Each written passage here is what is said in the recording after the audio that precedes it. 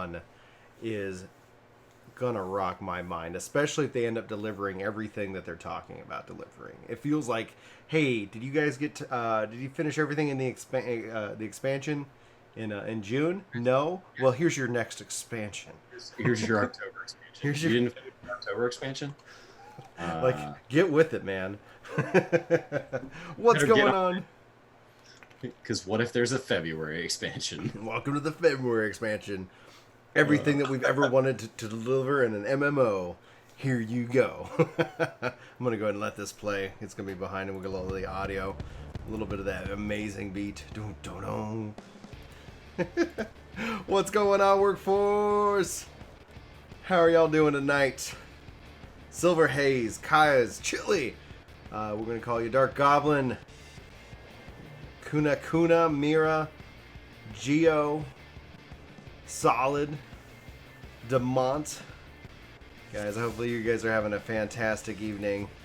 It's almost time for live letter 54. Chris, what do you expect? What are you hoping for? I'm hoping for no delays, but what am I hoping for? I'm hoping New Game Plus is ready, and I'm hoping that they're ready to talk about class balances, but they won't be. Yeah. And I'm hoping they're ready to talk about the new crafting possible housing changes system, but I doubt that that's a part 1. Yeah. I bet that's a 2 system. Systems. So New Game Plus is probably my legitimate, it could happen hope for tonight. As well as I would love to start seeing the word relic kind of thrown around. Yes.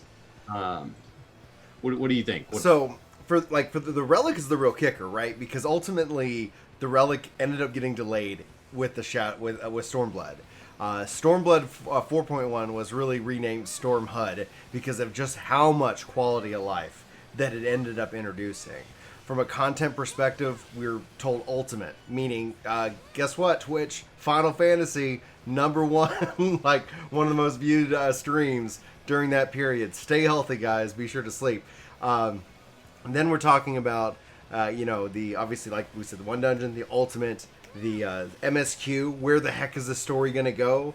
Are we going to be able to get our friends back to the source? Do we give a crap about the source? No, we don't. That's the secret. So there is so much that I'm personally looking forward to. But when we talk about the relic, right? Here comes the buddy. Fill it with a $5 super chat. Oh my gosh. I'm just personally showing a little love. Oh, thanks, man. I'm personally really wanting to see, and we'll mute the notifications, guys, when the live letter actually goes live here in about 13 minutes. Also, just to note, kind of a show note, if you are interested in watching without our commentary, the links will be in the description below. They're already there, so you guys can go jump, watch this directly without our faces and our thoughts. So sometimes we'll get somebody coming in here going, I don't want your commentary. It's like, dude, I respect it. Links right there in the description for you, so you don't need to worry about seeing my face. So anyway, we had Eureka. Eureka was delayed. They also had awesome things in Eureka that ended up getting delayed till much later. We had the Diadem. They're talking about bringing it back. I really hope that we get to see kind of this full-fledged vision, because people talked about one of the things that the Relic did do was it took people out of the game, in a sense, right? You weren't running roulettes. You weren't running dungeons. You weren't running fates. You weren't. So the zones kind of ended up feeling dead. And I go, my whole thing, even when it came out, I was like, even if it's not the most efficient, it'd be cool if you could make progress on your Relic whatever you were doing, right? Like you have all this content. Here's all this content you could choose from. The most efficient way with your time is Eureka or whatever they want to do with that.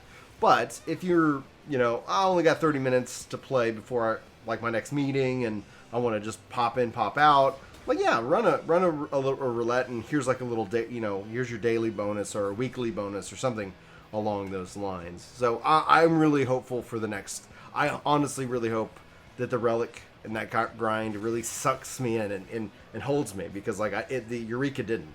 Eureka invited me back to 11. Now Mark says rating with the static right now, so I can't tune into the stream, but at least wanted to stop by and say hi. Love the content you guys put out every day. Keeping up the awesome and take care. Thanks, Mark. Good luck with your static raid. Will there be any 5.0 story spoilers? not intentionally, but I don't know what all is considered spoilery like this late in the game because I'm not biting my tongue necessarily. So they're not going to show. They're not going to show gameplay usually during the first one. This will all be slides. Yeah, they're going to talk about the content, and they're going to talk about the theme. They're not going to they won't even give you story spoilers in the patch notes. So from the devs, you're not going to see that. Yeah. But if Absolutely. there's any hint at like a boss or anything like that, we won't intentionally reference anything. But if you are trying to protect your 5.0 experience this late in the game, like earmuffs is probably just a good general rule because I think most of the places you go are maybe not going to realize that they're spoiling something by accident. Just because, I don't know, it's been since June, so it won't be intentional. And the live letter, the good fella asks what time. A live letter should be technically in 10 minutes from now. 10 minutes. So we'll 9 minutes, 45 seconds. They've been known to be delayed. They've been known to be delayed. So sometimes when that happens, it's like, okay, I only prepared 10 minutes of pre-show. Why didn't we do our roulettes?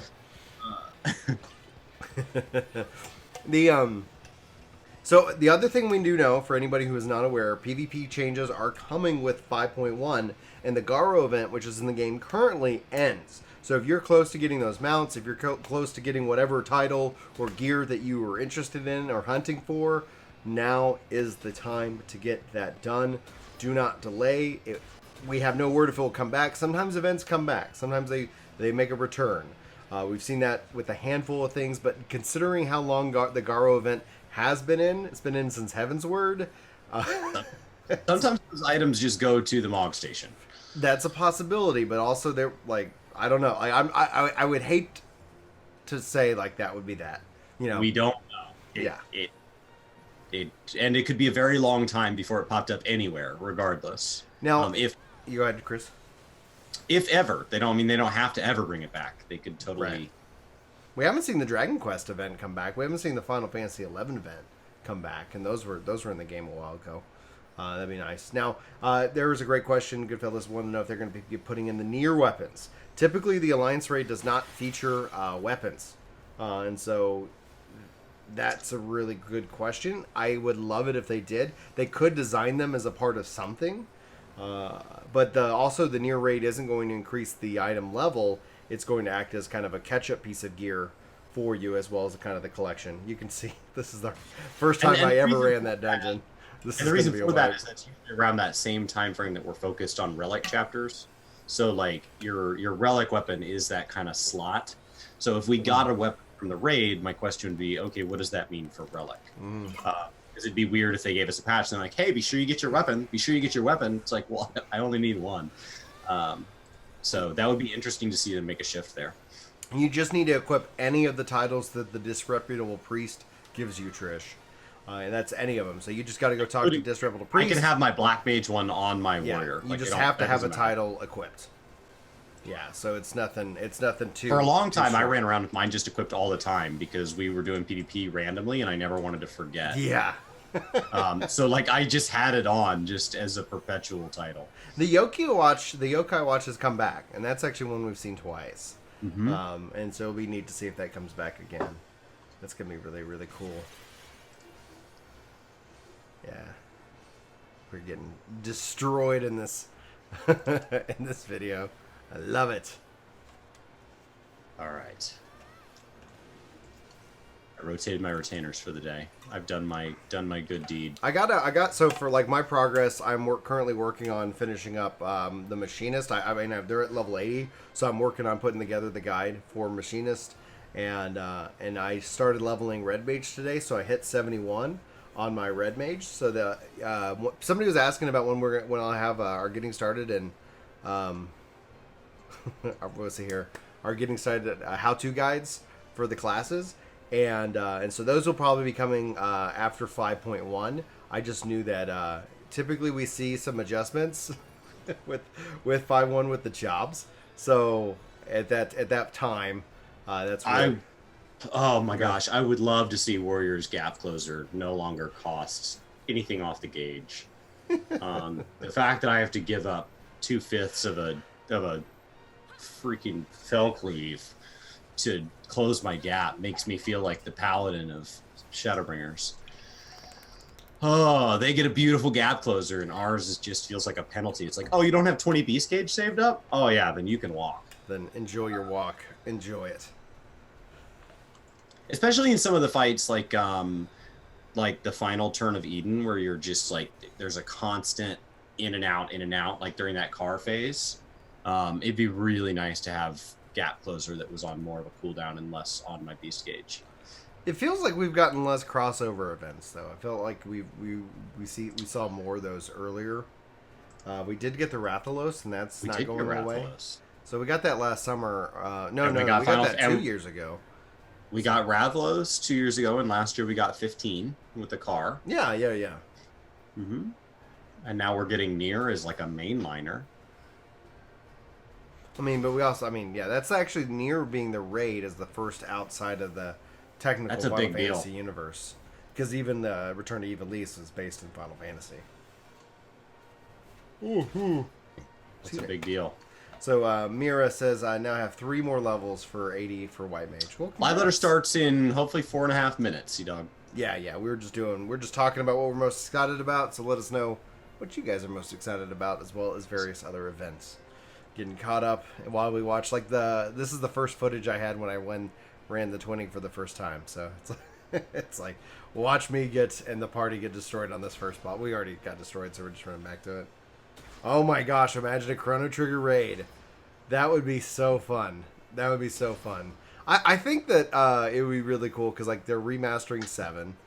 We saw they had a new trailer out at TGS, and that was just incredible. And along with that TGS trailer, you're just talking about, gosh, that game looks so freaking good to the point where, what do they do after this? You can't just do that and not touch any of the others.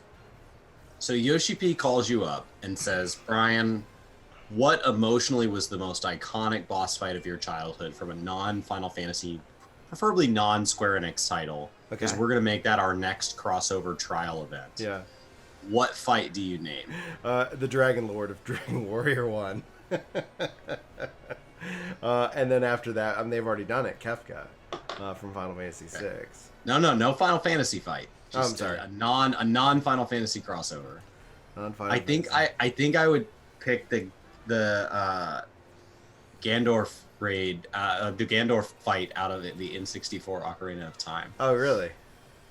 Yeah, what if we were talking about this in Discord? That was the boss fight of my childhood from a non-Final Fantasy game. As I was editing the podcast with Skillup, I was hanging out in Discord, and we're talking about what kind of crossover event would just melt people's mind, and Legend of Zelda would be one of those. If they did a Legend of Zelda the internet couldn't handle it. The internet we not would mention the next Final Fantasy is actually overlapping? Yeah. Overlapping. What? And then in Breath of the Wild, imagine and now there's a Final Fantasy on Xbox. Oh, dude! Guys, I'm just gonna give everybody a heads up. If they do drop an Xbox announcement, I'm going to apologize firsthand for my swearing. I've rated the stream over. So on when is the best time? Is that now? Is that during a live letter? Yeah, when would be the time to announce it? Now. If it's soon, yeah, absolutely. Yoshi P said that he hopes to have good news soon. Yoshi P said that he met with Phil Spencer at E3 and that Phil Spencer agreed to his terms. And then, essentially Yoshi P would want to make that announcement to us directly. That's not a Microsoft announcement in his mind to make. That's him addressing the community. Right? Because they've always said they wanted it. He's always said he wants it. The one that makes the internet explode is indeed the WoW 14 crossover, handing each other a boss yeah, and he said that he would do that. Like Ragnaros in trade for Titan or something like that. Yeah. Yeah. Or Onyxia in trade for, a dragon for a dragon. There's plenty of dragons in both games. Come on. And again, guys, if you're just tuning in with the live letter, just note that we are going to be doing commentary and talking. We're going to try to obviously give people, let them speak, but this is not going to be, they're not going to be doing an English translation. On that side of it, I've got the live translation up from Reddit. So if there's information we can share, they will have English subtitles for the various slides that they're going to show. So it is going to be primarily in Japanese. And if you're wanting to watch it without our commentary, check the links in the description below. Typically, we will get 1 or 2 people coming in saying... Especially if you understand Japanese, because we're going to be perfectly comfortable talking right over the top of that. Yeah. I don't know what they're actually saying. Okay, what are they saying? What do we need to know? So just keep that in mind. That's just going to be kind of the game plan. We are live on Mixer, and I did rate this over on Mixer as an 18+ stream in case they do drop an Xbox announcement. Obviously, they're teaming up with quote-unquote Alienware for this, so you never know. I'm not expecting it, but it would be, I think, an appropriate time. TGS, and here we go. Yes! Yeah! Oh, man. Dude, I'm so hyped for 5.1.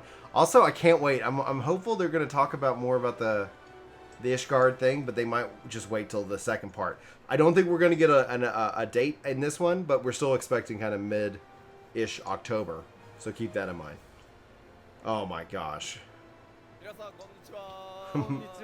I don't know what Yoko Tor is going to do. That's going to be in the second half of this live letter, guys. Since they're speaking Japanese, okay, we got them turned down a little bit. He's saying, hello, everybody. Welcome, and thank you for coming out to the... Yeah, so they're going to do 2 parts, like, in this, and then there's going to be a second ultimate part where we usually get the date, we get the trailer, and we actually get gameplay. But this should be pretty... Who knows? They've changed up the script before. Yep.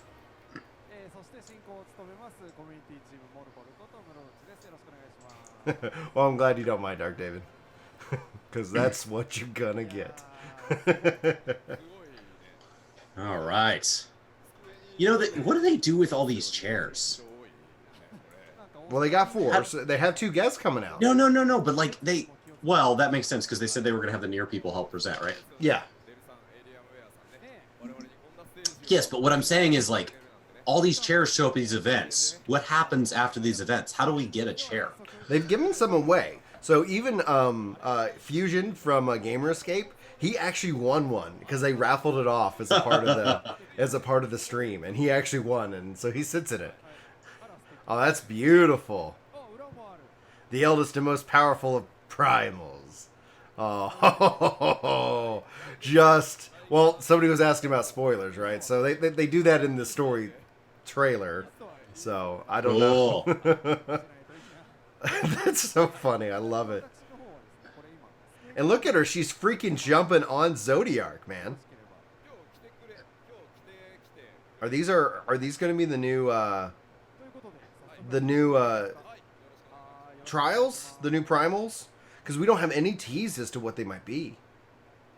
Even just fighting an echo of them would be wonderful.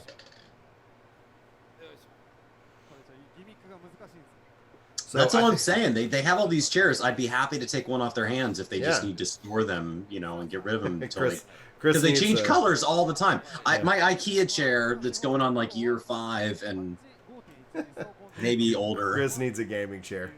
Chris needs a true gaming chair. That's so funny. Says Final Fantasy on the back. We just need to get a relationship with one of those companies and be like, these next 10 videos are brought to you by. Are Iron Hands the one that have the ones that can they can consolidate in any direction they want? Because today I was playing a game, Tremere, to get kind of off topic, and I was having to consolidate, and like there are just times that doesn't work out to your favor. Right. Talking about 40K, for those of you wondering. Did your stream freeze? Nope.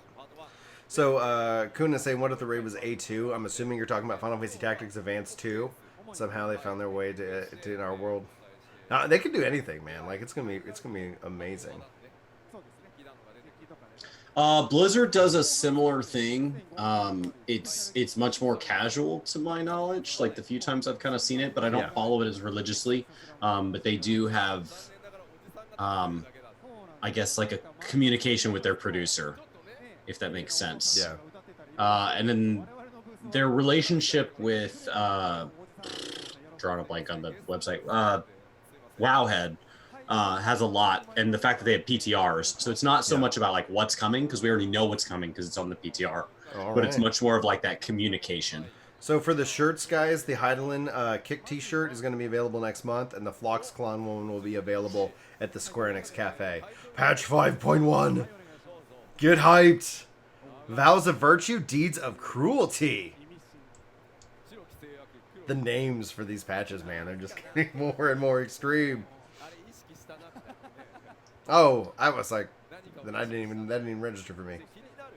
So A2 is a character from Nier. I was always just thinking of B9, B 2B, B2, and 9. Yeah. I need to go back and finish that game. Coming late October. Okay, cool. So, not the 15th. What were the dates that I picked? What was that calendar? I said late October. You said early November. I said it could be late November, but as a part of the, I guess you didn't watch my video, I said October 15th, 22nd, or 29th. Well, that's a super vague. Well, it's the Tuesdays that's in the later half of the month. Yes. Well, I'm just trying to give people who don't know the understanding. Okay. Because that's when we talked with Skillip. Very bold bet. Well, right, but when people have been here before, they're like, "Yeah, Brian, we know." But then I was like, we talked to Skillip, like he had no idea. There's a bunch of people playing 14 that's like, "Wait, what? There's updates? We get more content?"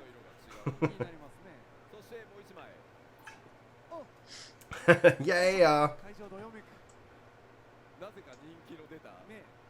Lady Chai. Cool. Yeah. The 22nd probably feels like the best Silver Haze because that also puts it right before the Halloween event. Yoshi P says the Final Fantasy 5.0 story was a big hit worldwide, and we of course get to the continuation of the story with 5.1. Oh yeah, a lot. Some people were like, "Is it? We're gonna get a patch like in 2020?" Like hell yeah, we're gonna get a patch every 3-ish months. All right, new tribe quests. The Pixies. Yeah.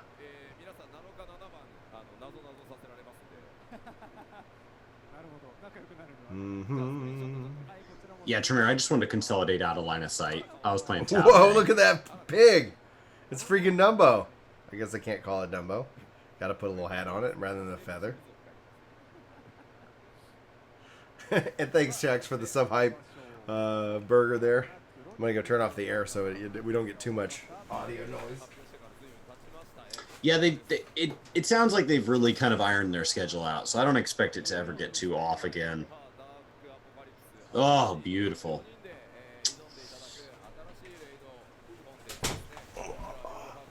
We do not speak Japanese. We're using the live translation. It's put out by some wonderful members of the community over on Reddit that put it out live, so we are reading from that.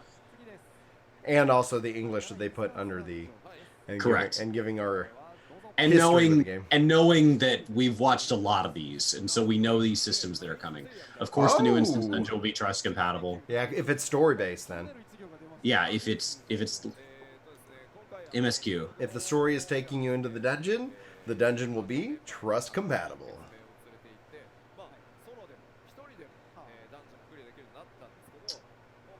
The Grand Cosmos. That sounds really awesome. What's up, Dragospheres? I would love to go start spending some more time in the Tempest. The Cosmos doesn't really kind of imply that. But I still need to finish my fates out in the Tempest. There's so much work I need to do in the game. I wonder if they're going to tell us what the I hope those statues come to life. And I hope I can get that axe. I mean, let's be real, I'm not going to drop my hammer. Thing. Okay, we got new trials. I'm hoping for more than just the one extreme, but we'll see. Secrets! MSQ! That's MSQ trial. Oh. Yes! It's been a while since we've had a patch that had multiple trials in it, so I'm hopeful that we'll see. Like the extreme of the since there's a non-Final Fantasy based raid, they would it would make sense that they would kind of take that as a chance to theme out more Yeah. bosses. Oh, the ultimate. It's time to find out what it is. Oh, please be Alexander. What are you going to be? The third ultimate difficulty challenge? They talked about warring triads an awful lot. Secrets! At the last couple panels. Secrets! You son of a... Oh my goodness. Oh my gosh. Cool. Oh gosh.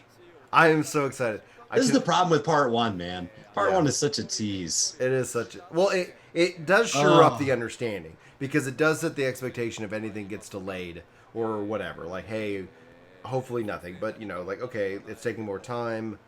Blah, blah, blah. You know. Oh, excuse me. Part 2 is so close to patch that it's not as exciting. The translation from what Yoshi said, it says, I can't say much about the extreme trial. You guys probably already know already. Yes, it's that guy.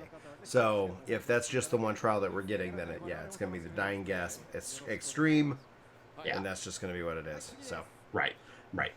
So historically, point 1 would give us Historically, point 1 would give you the extreme version of the final story trial from the 0.0 MSQ. Yeah, and so for the ultimate, they are planning on releasing the ultimate 2 weeks after the 5.1 patch.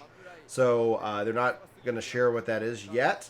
But they are starting the final adjustments of the fight right now. So keep that in mind. That's actually pretty good. That gives people to spend time with the story and do a couple other things and then drop Ultimate 2 weeks into it. So that's going to be November. Like, that's going to be fun to watch, man. That's going to be so fun to watch. Yeah.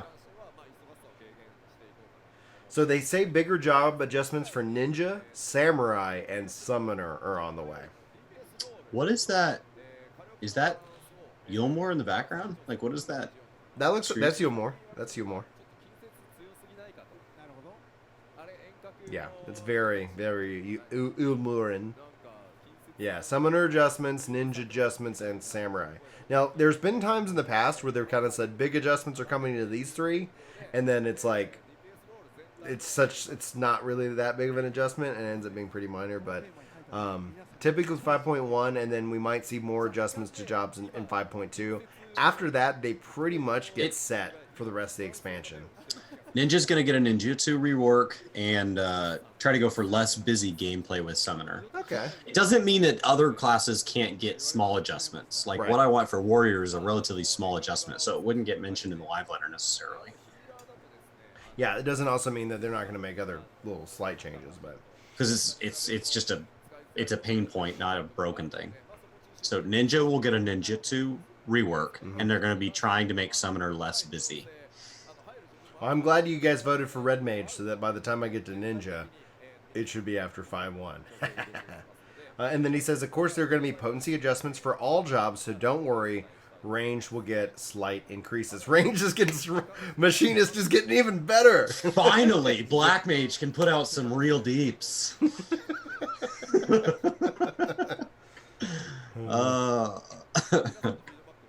Less busy is kind of the complaint that people have had with Summoner. It's that they feel like there's just a lot going on with the job, and not necessarily with complexity. It's just like, okay, here's this. And so they made a change in which they took off the power of the dot as it affect ruin, and I get it from a numbers perspective, that's helpful, but then just it kind of like, man, it kind of loses the importance of the dot and what that means for the job. So it could mean that regarding the pet skills or something, who knows? Like, we could speculate all day. I don't want to say anything and set the wrong expectation for somebody watching this. As a Summoner main who says F Summoner, Machinist is too damn good. Oh, Blue Mage. Blue Mage. Oh, by the way, Shoha for Samurai will be adjusted, and Nocturnal for Astrologian will get buffs as well. Oh, it's going to 60. Okay, so yeah, it will be probably... Yeah, that makes sense. I know. I always hope for more. New job quests. Of course. How many new skills? Give us. New Mask Carnival. Yeah, that makes sense. Yeah, let them into the freaking whatever that palace. They're not going to deep dungeon. They're not going to deep dungeon. Blue Mage log. They can. Blue Mage could go find in the deep dungeon because you're not getting matched with anybody, so it just sucks. But what does it just hand you the skills? Form a party with your fellow Blue Mages and complete specified duties for the Blue Mage log. Oh, that's going to be Okay. cool. That's going to be real. That's basically a specialized challenge log for Blue Mage of saying, hey, go do this as Blue Mage. I know this won't get answered now, but my question is, when we add a second limited job, does that log start It to better. overlap where It needs limited to. jobs get to play nice with limited jobs? Yeah. Receive various rewards, including allied seals and elegant tomestones. Oh. Certain duties offer bonus rewards that change weekly. That's fun. Yeah. Okay, yeah, we knew PvP updates were coming. We're hearing that they're adding more skills back to them. Substantial adjustments to PvP actions.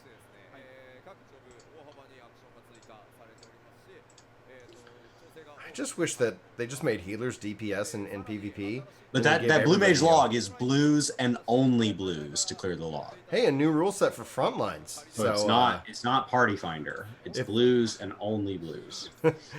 The problem that I feel is like when they add all these rules to frontlines, it's like hey, do you like PvP? Good. We're gonna divide it over and over and over again. Oh, we finally have enough. Yeah, that'll be cool. It's just a bummer because you finally get to where you have a decent wait time, and then they fracture the community. Yeah. The PvP arenas are always so beautiful. Summoner was best. Oh, Heaven's Word definitely felt good. I like how Summoner feels. It just when you go and actually play it, it's like, New Game Plus. oh, finally. Okay, replay previous. Yeah. We know it's replay. Substantial adjustments, but we don't know what specifically. We'll know more with the patch notes, Yixi.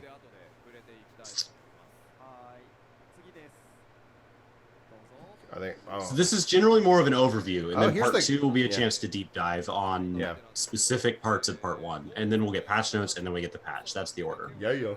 And then crafting and gathering revamp. Which they said that one of the things they confirmed was that the rebuilding of the Sea of Ishgard should be accessible for crafters of more than just in-game level. Like there should be some stuff for people that are still in the process of leveling. So the whole system just feels like this expansion's really centered on crafting and gathering, getting a rework. So they're increasing the ease of entry for new players to crafting and gathering. Which they said they were going to removing the need to level up for descent. So hopefully that's in 5.1. Yeah. I like Realm versus Realm shins. I also like the World versus World that Guild Wars 2 had. So New Game Plus will be in more detail later in the live letter. Yeah, I'm hoping they mean this live letter, but we'll see. New content for avid crafters. UI changed to be more informative and easily accessible. I wonder if that's just a more complex delivery system. Well, I like what they did with the Crystalline Mean. So maybe it's just like streamlining it across the overall thing and giving you some. Yeah, the kind of like megafauna turn-ins and stuff are really neat. So something like that was more of like a continuing, ongoing story would be cool. And so they're talking about actions are going to be adjusted. So our Crafter and Gatherer system is really good and very popular compared to other MMOs as well, but we want to make it easier for new players to get into it. Who haven't discovered how to macro. Well, I think it's not... I think that there's parts of the system that the macro overlooks. Mm-hmm. Oh, yeah. Well, obviously, yeah. It doesn't a macro is a gross oversimplification, and I think that it's a solution to how the system is, but a better solution wouldn't need that. Yeah. We need to see what they do. I like the UI changes. Yeah, for sure. A new recipe tree display option. That sounds interesting. Because the current one is just so big, and it's just man, yeah. Crafting system updates continued.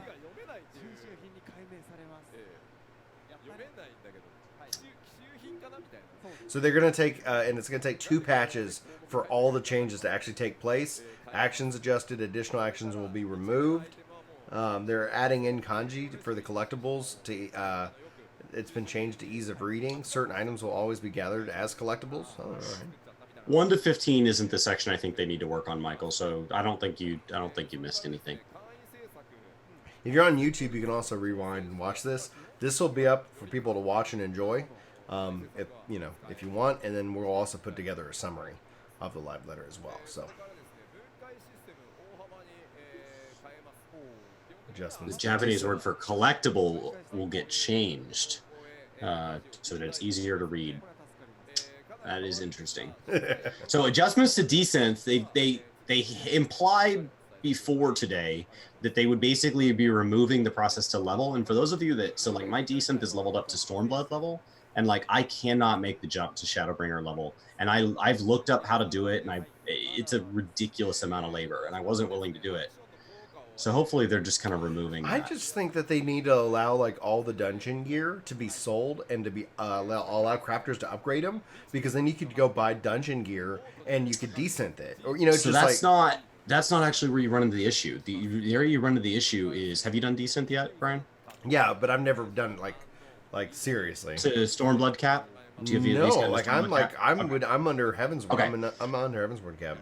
So the problem is that there's a gap between each expansion. Mm-hmm. So when you jump from like the 70, so when you're going from like the 69 to the 70, and then the 70 to the 71, that the descent level is based on the eye level of the gear, and so you end up with these huge gaps, and so you have to basically take the low level version and just use tons of it. And using level 70 gear, end game gear for level 70s, so anybody twinking out, is really expensive per slot, and making it available from dungeons wouldn't make it cheap enough for the number you have to use. You have to use hundreds, if not thousands of it.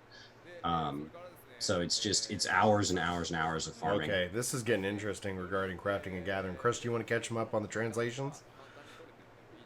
Starting with QuickSynth? I assume that is your Discord faster than mine? Because I feel like you're reading them before I see them. Gatherers will get adjustments as well. No more uncovering nodes. Unspoiled nodes will automatically show up. And before that, QuickSynth rates are going to be increased for crafting. They're also they're going to touch on the descent system in the next live letter. Right. Yeah. The action stealth will be replaced with sneak, which they did say back at, I think, the media tour that they were going to do this to make it more powerful, so that you can. They implied that you would be able to mount in that back at the media tour in sneak. So you'd basically be you'd kind of be in your own world. Right. And then apparently it's not going to slow you down, which is incredible. Rates and item yields. Elemental shard yields will be adjusted. Either buy or sell shards, guys. Right now, that means either buy or sell. Pick one. What is this? Oh, they're saying number for shards you gather will this actually crafting recipe tree is beautiful. Oh, yeah. That is awesome. Now, if I have the raw materials, the question is, can I just start like crafting multiple layers in one go? Right. Like, can you sit here and say, all right, gotta boom, like boom, I'll go boom. buy a bunch of plants and I'll just make cloth. Hi, David. Dude, I was up early this morning. So number of shards you gather will increase. Yep. So the price of shards will go down, but they're also going to be pushing a lot of people into crafting for the very first time, because we are now getting our Ishgard restoration. Yeah. So it's anybody's bet on what the market's going to do.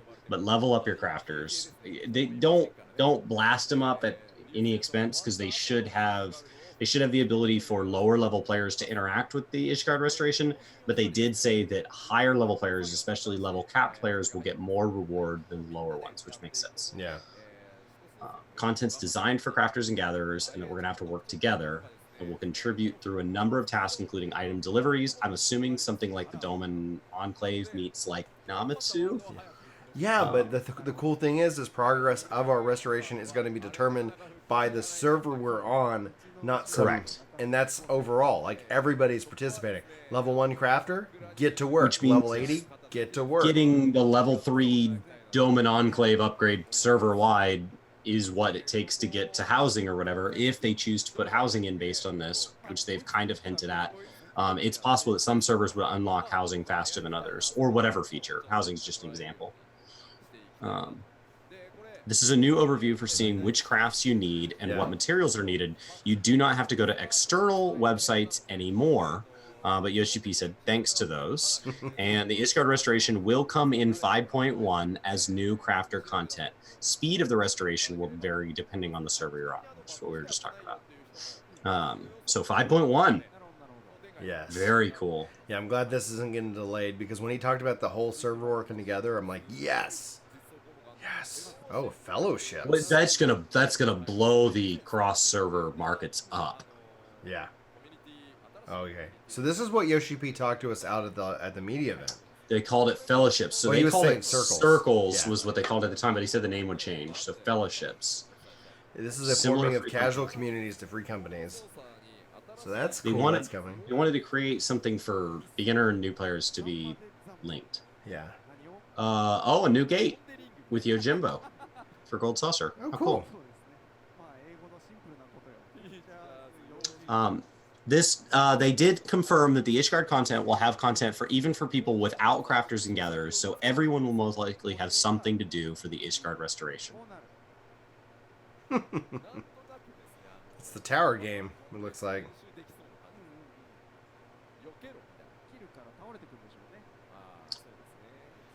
They will not show the 5.1 trailer at TGS. That's probably going to be happening in early October. Just FYI, DJ. They could always surprise us, but just timing-wise, it just doesn't seem like it's going to land. A new high-resolution Mahjong layout. All right. Oh, yeah. But I've heard that Final Fantasy XIV is one of the premier online ways to play Mahjong now. Cool. It's like a way to go.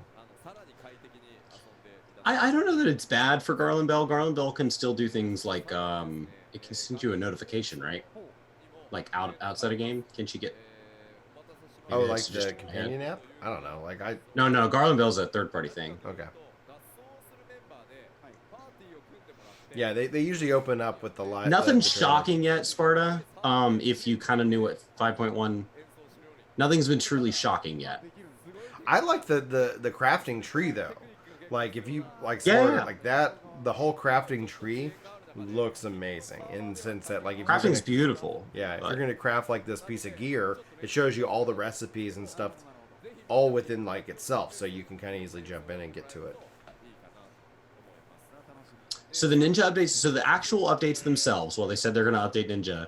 A lot of times those get gone over in part 2 because that's when they can spend more time going over a smaller number of items, so they can go into great detail on just those few items.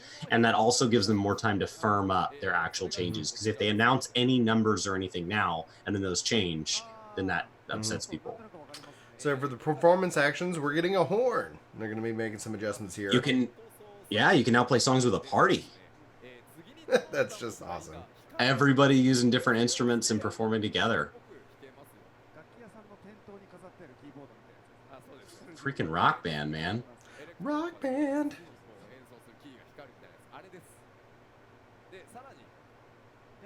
That's TBD, XY. That's going to be, we're going to learn that at part 2 of the live letter, which will be sometime in October. They said late October. The best guess I could give you would be the 22nd of October. Probably last Tuesday, second to last Tuesday of October. Probably last Tuesday of October. Last Tuesday would be the 29th, and that's real close to Halloween. 29th, 22nd, one of the two. That's the two that becomes your front runners. Oh, they got a metronome's gonna light up the next whatever. This is neat. Cool. Again, metronome. Launcher update. Performance assistant. 2. Ooh. And they got tap. Okay. Lodestone. Finally. About time. Some World of Warcraft. I can like buy all my stuff. I can manage things. I can do a jump potion, like everything through the launcher. I never need to go out to the website if I don't want to. Miscellaneous updates. Adding Final Fantasy XI to the launcher. Yeah. Yoshi said, we don't know what kind of game Final Fantasy XIV is anymore. Maybe we're getting into a World of Rhythm game.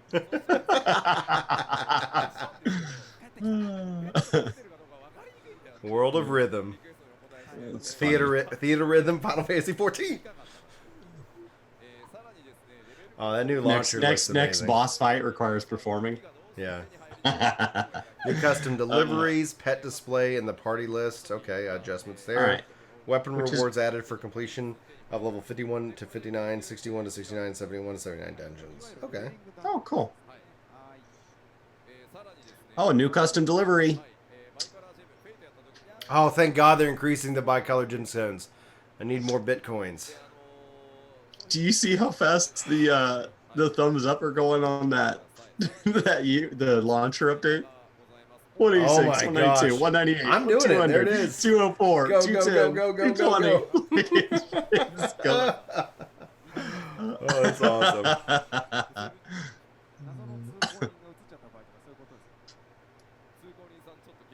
So many UI changes.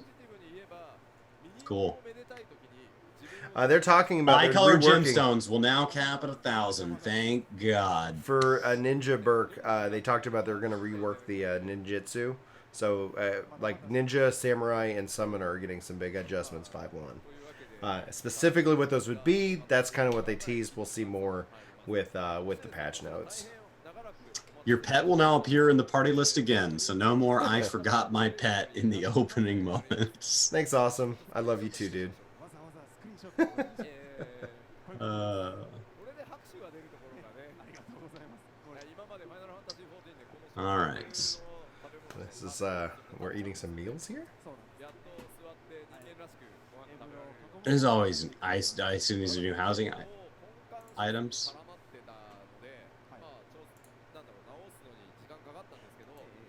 You having a bad day, Awesome? Guys, send some hearts to Awesome, please. Sounds like they're having a tough day. Alright. I don't think we need to ban them yet. They're welcome to speak their piece if they want.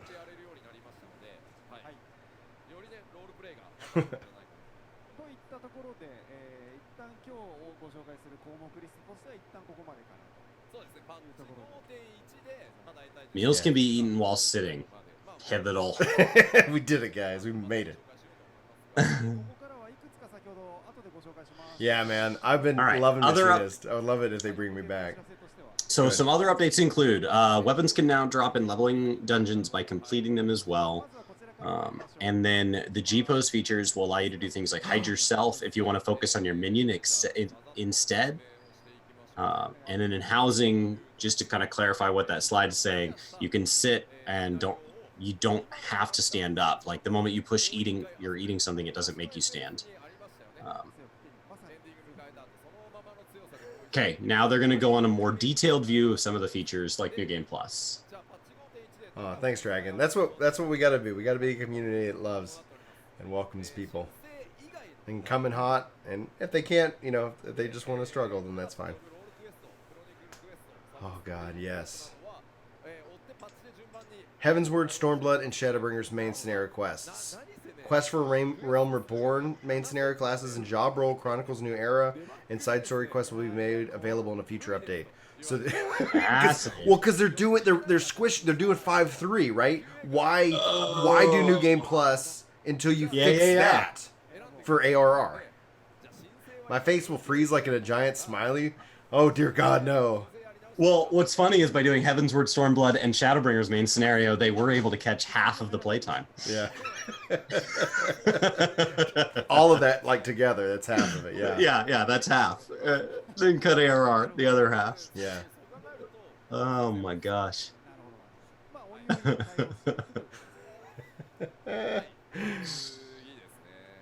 Dun-dun-dun, dun-dun-dun.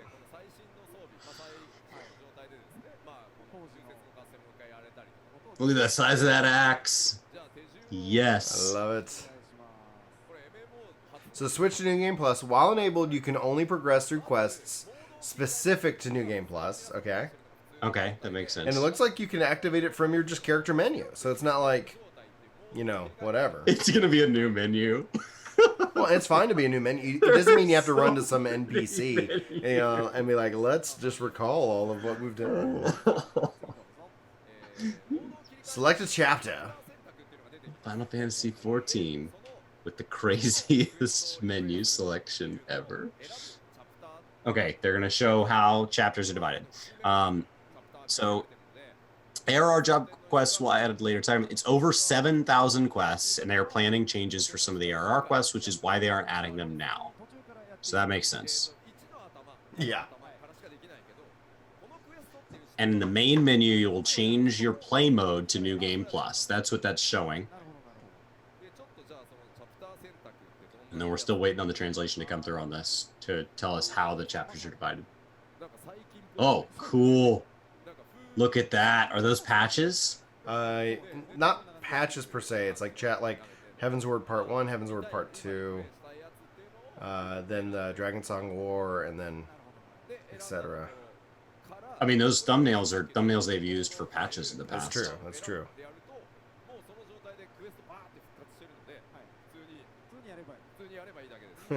No, Age, we're just friends. What a classy way to say and ask. Chris is married to a wonderful wife named Claire, and I'm married to a wonderful wife named Julie. And they're both thrilled that we talk about video games to you guys and each other instead of them. After that, you will select a chapter of the story you want to play. You cannot randomly go to a quest of your choosing, but you'll have to play every quest included in that chapter if you want to do a specific quest. So the way they kind of described this in the past, like at least how I interpret it, is it sounded kind of like a highway and there's limited on-ramps. And then my question was, how many on-ramps are there, which these thumbnails seem to be implying. Because if you have a friend that's stuck at a particular quest and you're like, I'm kind of bored or whatever, you kind of have to go back, like, think of like if like a fire truck had to get to a wreck, you have to go back to the on-ramp before them and catch up. Instance battles will be level synced, and they're being adjusted now, but you won't get any quest rewards, so that people don't just play them over and over again.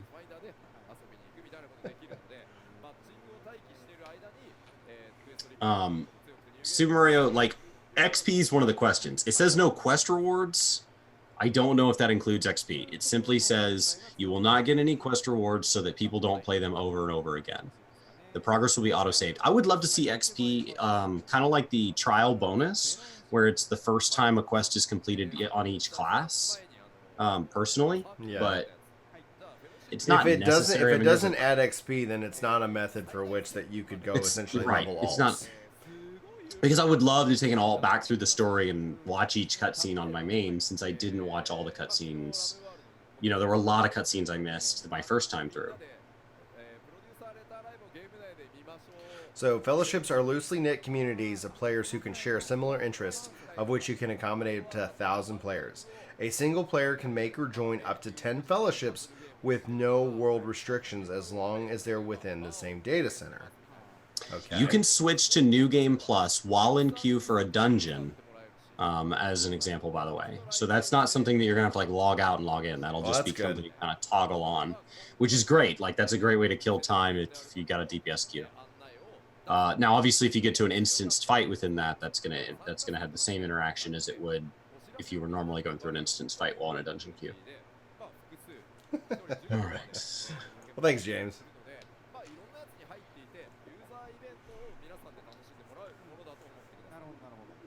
So the fellowships thing's gonna be. Well, okay, cool. I was like, I want to know more detail. Like, and why would we do this? You can use it to advertise an event that you're hosting in your house, for example. Oh, okay.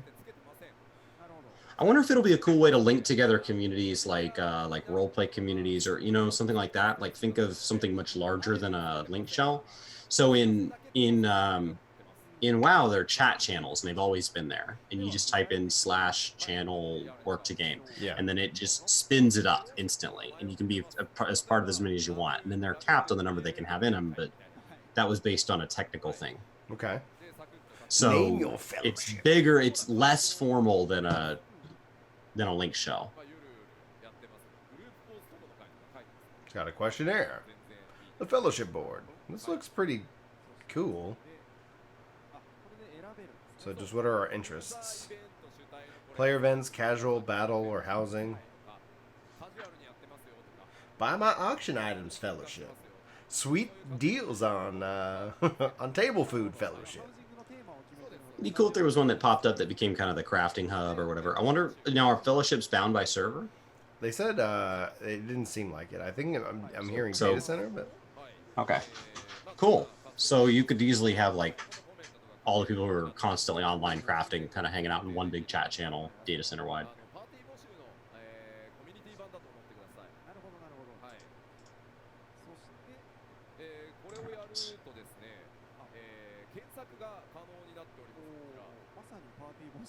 Yeah, like a novice network, but for any interest, right? You could have it for all the people interested in PvP, or all the interested in crafting or gathering or end game, or it doesn't really matter. Like it's no longer just bound to novice.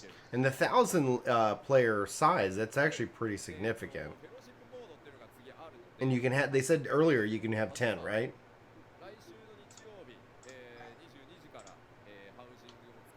I believe they said 10. I'm scrolling up. Scrolling. Yeah, it said 10. Yeah. My memory's still working. So you'll just find it through like a party finder style menu. Yeah. And then you can set up different notifications, specify language, types of activities, add a comment. Cool. Thank you and welcome, Dark and Sky. Can we get some hearts and hype in chat for Dark and hitting that join button? Well, and please enjoy your new emotes, Darkin. We really, it does help out so much. We really appreciate the support. I mean, it seems like a more powerful link shell. It seems like one more step towards us having data center wide free companies. Polls. Fellowships can have polls, and there's results. That's incredible. Can they have freaking events like schedule? That's what this whole thing seemed like it was headed towards that. It said schedule your events. But why? Let's just like make this the new free company thing. And then people don't have to leave their current free company to be part of like like if you want to go join a streamers community or whatever, if you want to go join MTQ University or whatever, she could set up a fellowship. The work to game fellowship. And then she can have 1,000 people in. Yeah. But that's in game we can put a poll out. That's so awesome. Yeah. They can freely communicate. It's like oh man, I'm getting more and more excited about fellowships.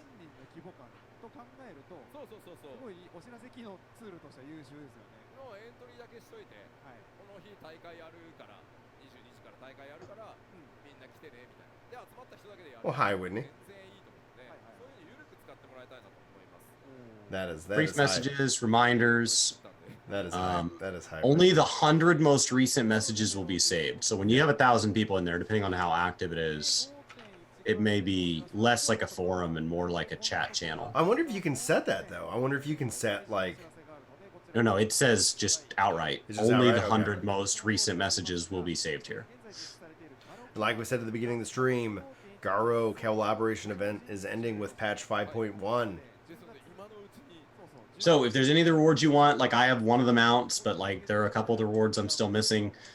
Just be sure that you guys get that done because we don't know if and when and how any of those items would ever be made available again.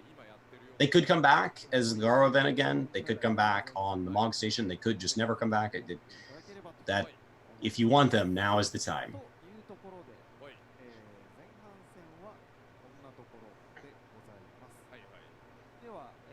So the goal of the fellowship feature was to make a really loose-knit community feature.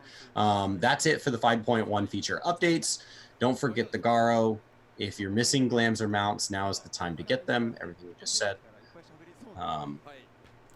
Just kind of reading. Doing good, Whitney. Doing really good. They just mentioned that there would be job adjustments, potency adjustments kind of across the board. But then I think it was Ninja, Samurai, and Samurai. Yeah, would be kind of the big three. But Astra was mentioned offhand as a minor change. So part 2 will be when we go into more of that. Yeah, and we'll have first half of the live letter is done. But since they're live on stage, there will not be a break. And second half, we'll be talking to the special guests. Yeah.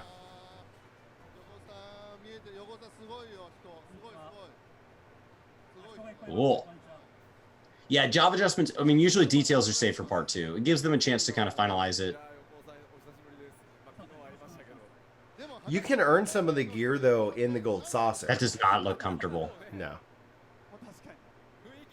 Like how? Like it would be so sad if like this goes long and he passes out. It's like no, Yoko Toro, somebody revive him.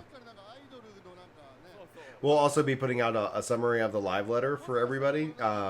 You know, so that way, you know, if you're coming in late and you're like, well, all right, I'm tired because it's late. Excuse me, but they're making really good time. Typically, some of these live letters is like in hour 3 when there's not even any new information, but you never know what they're going to sneak in. Yeah, my wife said goodnight. When I fired up the stream at 10:30 at night to do a live letter, she's like, "All right, I'll see you tomorrow." I'll see you. Have fun hanging out. I see you in the morning. Kara, welcome to the workforce. Thank you so much for hitting that member button. Hearts and hype in chat, guys. Welcome, Kara, please. To you new members, be sure you link your Discord and your YouTube there. That should give you kind of any special chat access or anything that we have tied behind that. Yeah. And definitely try out your new emotes. Let's see here. I have some. Toss them in. Dropping some Yoshis. Boop. And so those of you hitting follow over on Mixer, we do appreciate that. Trying to get up to that thousand follows on Mixer. 1,000. We're also trying to get to 1,000 for partnership. Yeah. Also trying to get to our 1,000 on the podcast highlights. So if you guys don't know, we've got Skill Up. We recorded the podcast, and that goes live Monday morning at 9 a.m. Hope you guys enjoyed that. It was a fantastic discussion. Really hope you guys have a good time with it.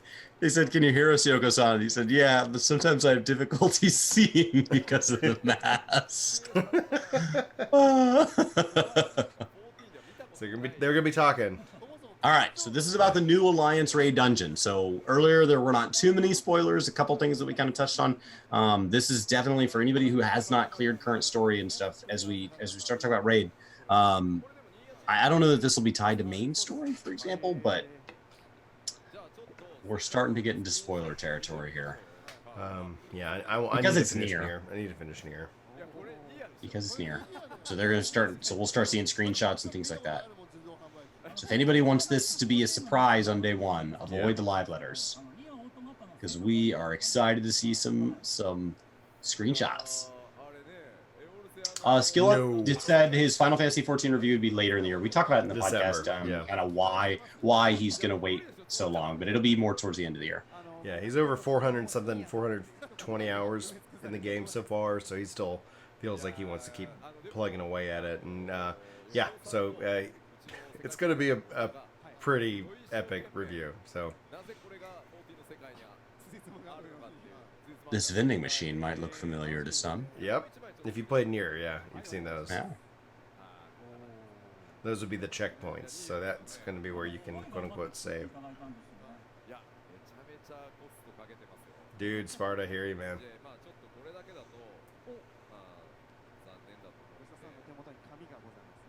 Magic Warrior. Oh yes, the moon-headed wonder himself.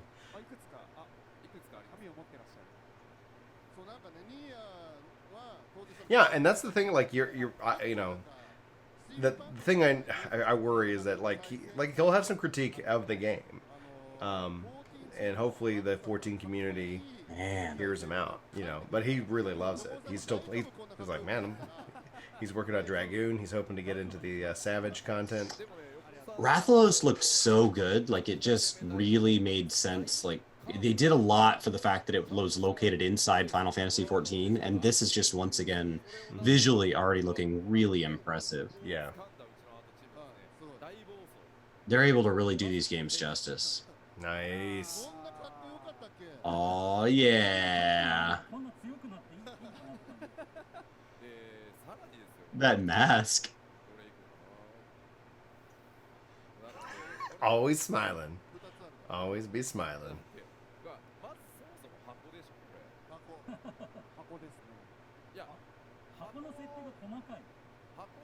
Where are all these?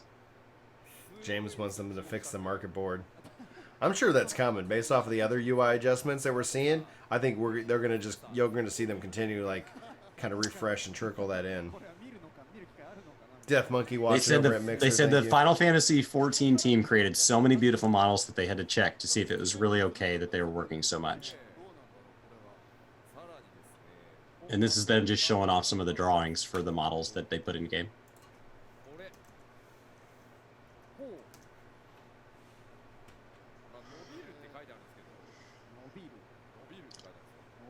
I don't think anything's wrong with the market board, James. We finally crossed over 300 followers on Mixer. Awesome. Thanks, guys. Appreciate you. This is just a box. Did we really need all this information on it? I guess one of those is saying this is the bottom. They're like, why are we saying that it's the bottom?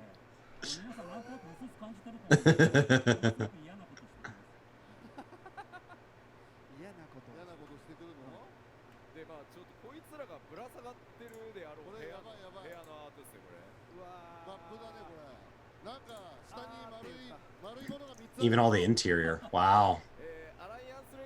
They said they don't usually do that. Model, sketch up what the interior would look like. Oh, that's impressive. That's so impressive.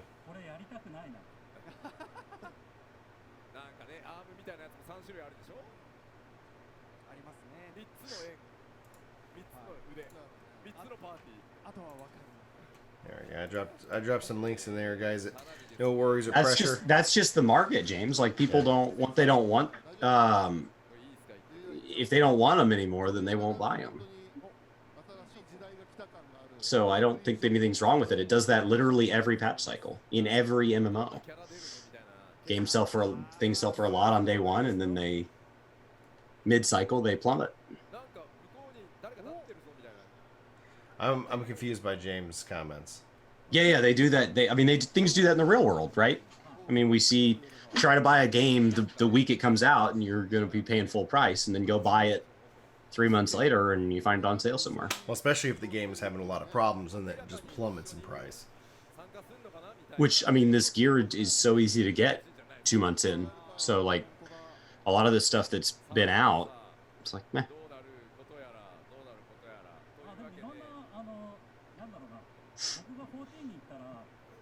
They're saying it's broke? What's broke? No, I don't think it's any different than it has been in the past.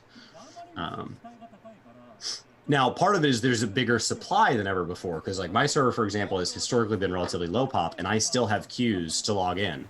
So when there's so many people playing, the supply is way up. But the demand doesn't necessarily scale with that.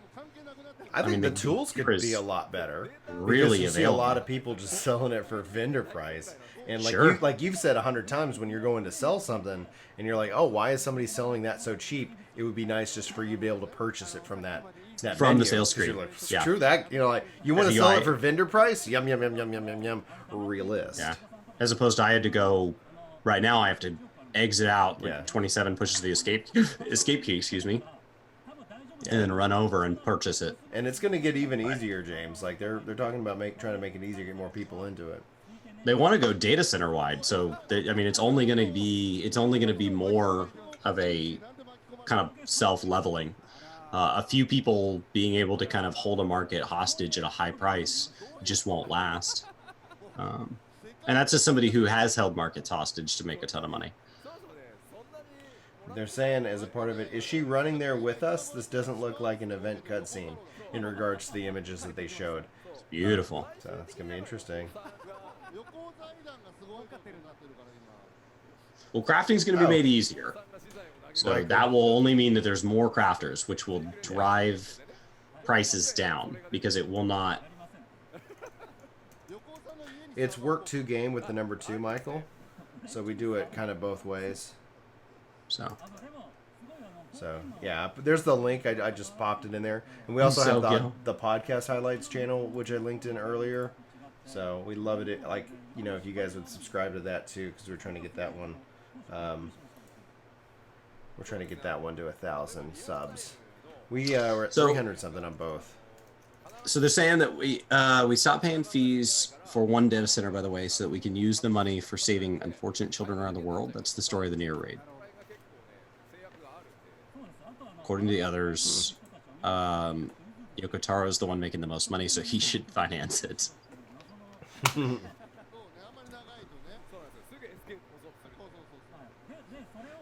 So they're not talking about the game; they're just poking fun at each other. Yeah.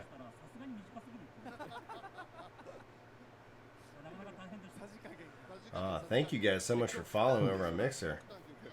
Lady Wizard with a firework event.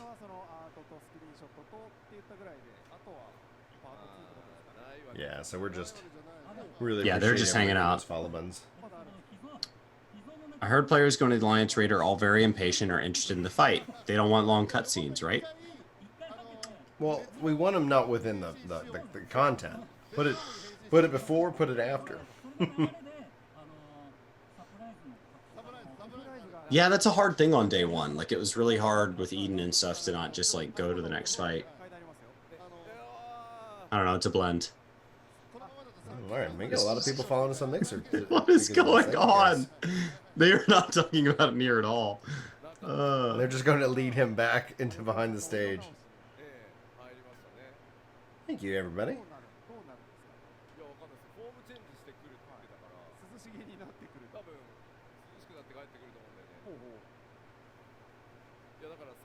Oh yeah, like you had you couldn't attach materia and all that. Like, yeah, it's only going to get sounding easier. You're sounding like an awful lot like why people wanted WoW Classic.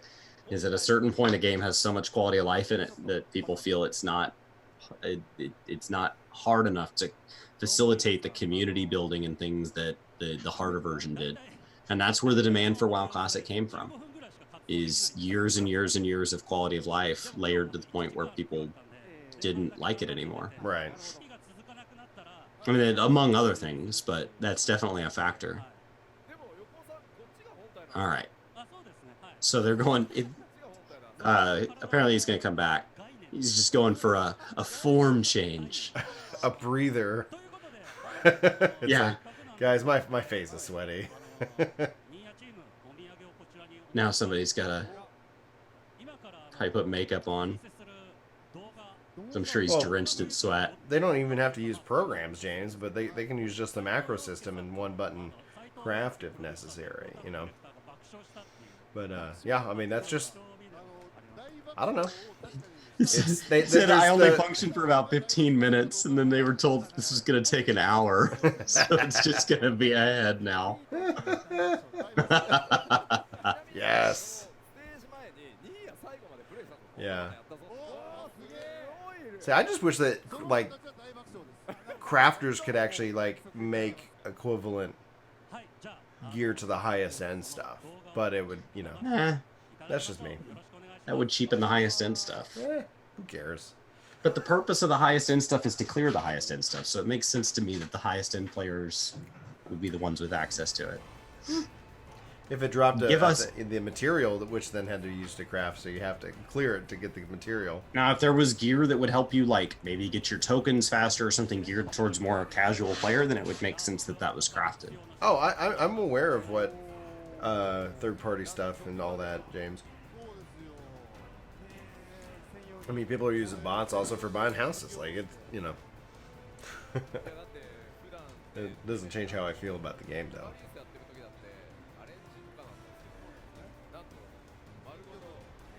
Yeah, bots have been around for a very long time, and I understand that there's a ton of bots in the 14 crafting and gathering community. So, the video they're going to show made both the producer and the director laugh a lot, but they cannot promise that we will laugh as well. It will if you finish the game, which I didn't, so I probably won't laugh. Things are only this bannable. soundtrack was made specifically for the Alliance Raid, what they're playing right now. Things are only bannable if you get caught.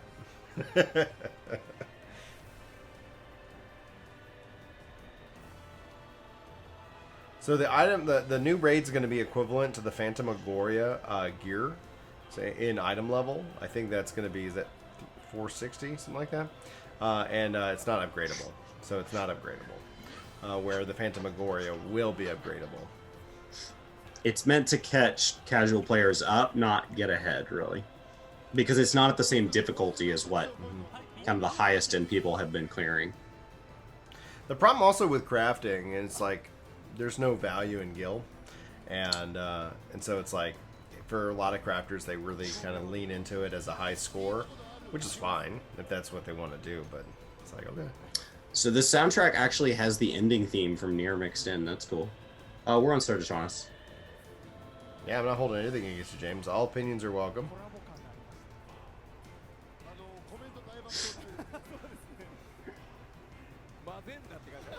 No, I've had private conversations with people that bought. I understand it's out there. All that stuff, yeah. Mix It Love. Thank you, Miss Caradol. Thanks for everybody hitting that follow button over on Mixer. It means a lot.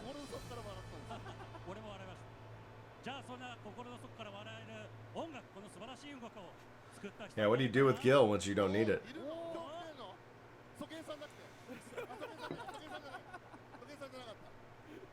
Alright, well, good for you, man.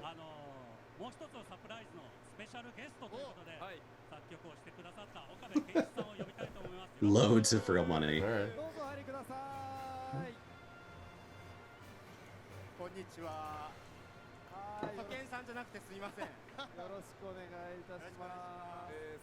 Huh? I'm sure you hope they never put a token in. Because the people who were trying to make a living selling WoW Gold to RMTs lost their living when the token went in. If they lived somewhere Western, there just isn't a low enough cost of living. It just plummeted the amount they could make per hour.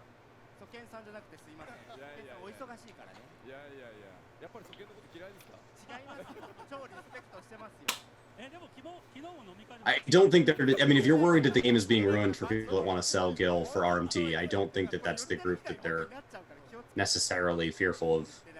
I think they're trying to make the game more accessible, which is why everything's. I mean, it does make things more casual, which is a valid concern, but a ton of the changes that they announced today and with this expansion have been about opening the content up to more players. All right.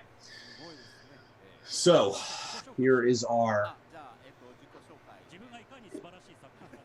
Here's who's sitting here. Yeah, I'm not going to try to butcher his name. We're done. Nier, Drakengard, Nier Automata, Sinoalis. He said, "Sorry, I'm not soaking."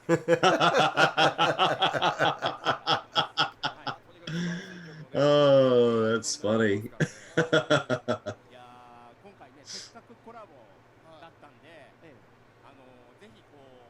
Tell them how amazing you are.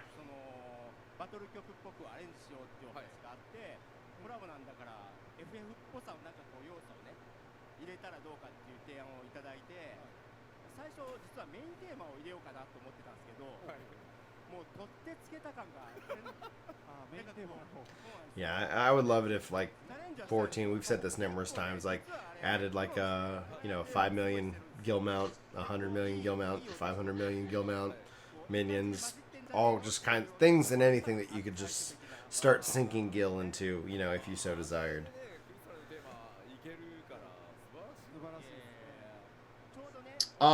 Yeah, I mean, so the Reddit thread will have all the notes and stuff summarized, and then we'll put out summary videos.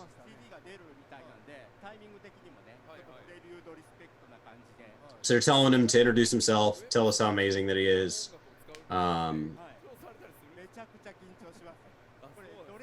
So just largely introduction still. They still have not taken anything seriously here.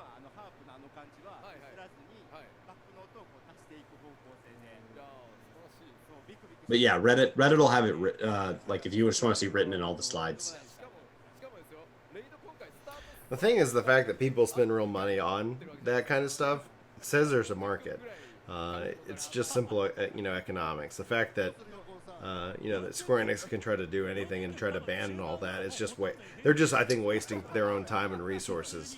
Because, it's like, if there's no money in it, then that, then I think that depends on your definition of casual, Steven. I mean, WoW now promises that it gives more playtime than ever before, which means that, like, the high-end players, like, they put in just as many hours, if not more, than any other expansion prior to now. Mm-hmm. So it just depends on what you consider. There's nothing casual about how many hours a world-first raid team has to put in per player. There's nothing casual about that. It's not even remotely attainable by somebody that has a full-time job. Well, they became guest creators. So it just depends on the definition of casual. Thank you, all of you, for the 62 thumbs up. Thank you guys so much. Very, very generous with those thumbs up. We really appreciate it. Thanks for hitting those follow buttons on Mixer. Thanks for following the Casually Hardcore Podcast Highlights channel as well. Yeah, we're coming up on 400 for that channel. That's fantastic. So now they're talking about how they became guest creators. is going to be the topic, but they haven't actually kind of started saying anything yet.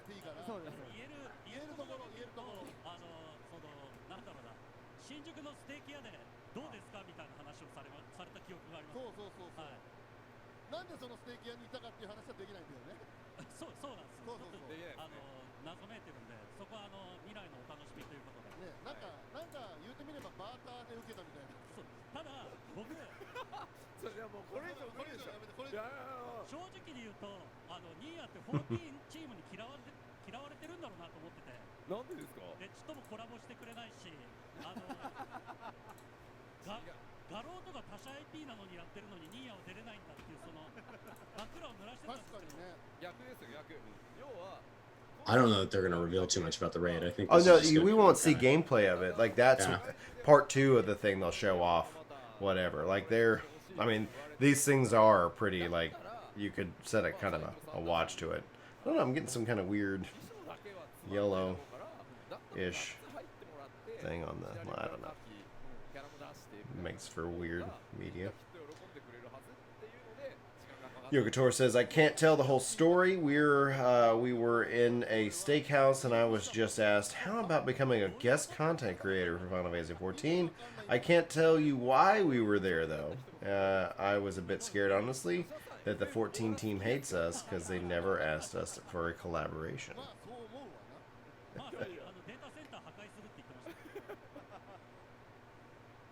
Oh, so freaking true, Misa. So true. Chris always is laughing about like, oh, here's a new currency. New currency, new menu. It's always a new currency, new menu. So we're using the translation from Reddit. Akai, Toshi.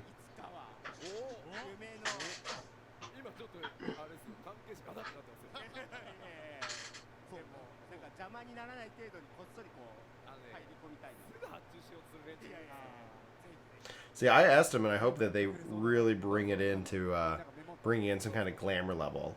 It drives me nuts when XP has no value. When you do your challenge roulette and you like vote for whatever, and it's like 0 XP. I'm like, oh no.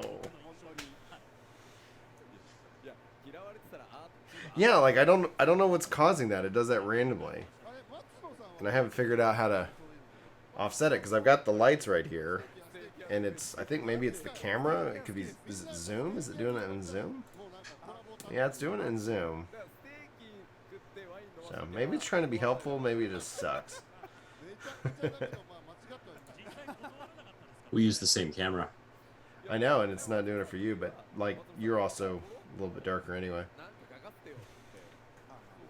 Too fancy of lights, man. You got too good of lights. Growing up in the world. Yeah. Uh-oh. All right. Yoshpi asked, Yoshpi said that you even asked if I want to end Final Fantasy XIV when I got you as a guest creator.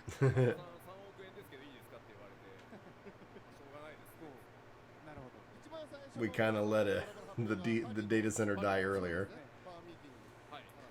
My first impressions with the Final Fantasy team doesn't hate us after all, and I was happy.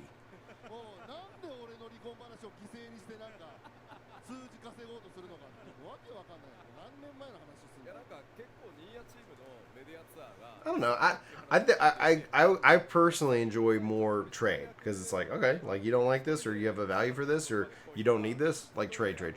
Too many things are bind on equip or bind on drop or whatever. I want all the dungeon. I would be fine if like the Shadowbringers dungeons gear was like, you know, you roll on it and you get it and you can't trade it, but every expansion prior, I think it should be you know, tradable, sellable in the market. And then let crafters be able to upgrade it if they so choose. But that's a lot of work because that's a massive change to the system as a whole. Alright, that's the end of my coffee. Back to the water.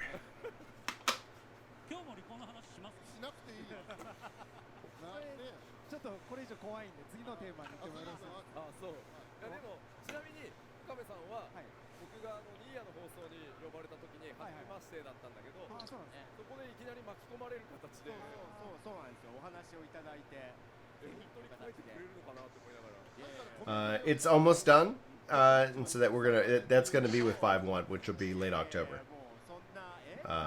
Medulula.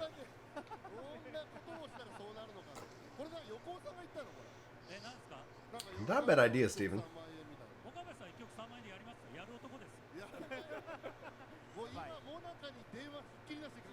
We first announced the collaboration at the Paris Fan Fest earlier this year. Unfortunately, it didn't work out with scheduling, so we were only able to show you a video of you two.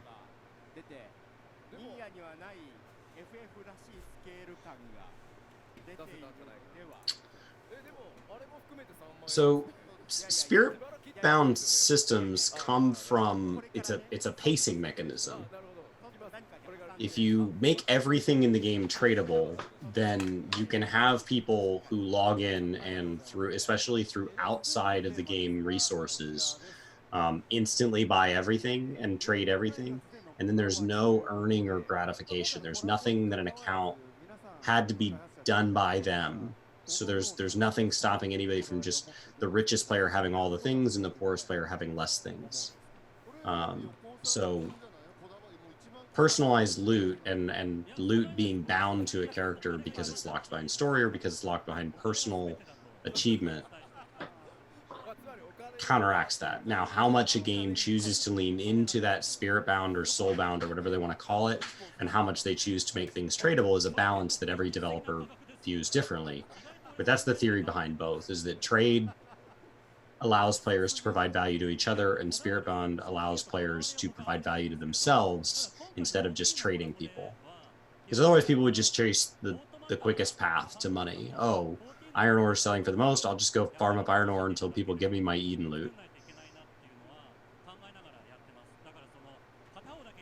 Yeah, I think you got to strike a balance, but I think that a lot of the newer games remove that trade and the value on each other, right? And that's where WoW Classic as a kind of a test bed is an interesting example.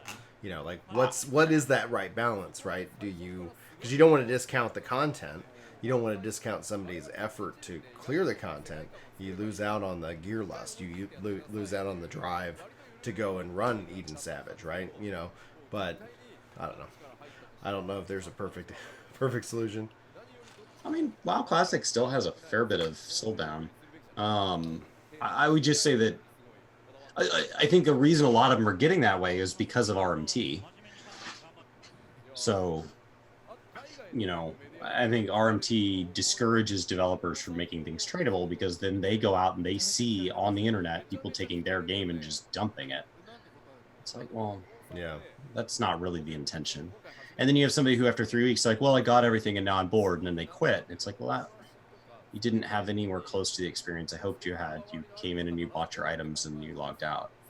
You never actually played our game. Yeah. So YoKo TARO says, real talk, I wanted to create a collaboration that fans of both worlds can enjoy in a way that you didn't need to have a prior experience in each world to be able to enjoy it. Even though I look like this, I really put a lot of thought into this. So what's funny about that is like that the 14 thing is going to be end game content. So like you don't have to have played 14, but you do have to put 400 hours in to get to it. Yeah. That's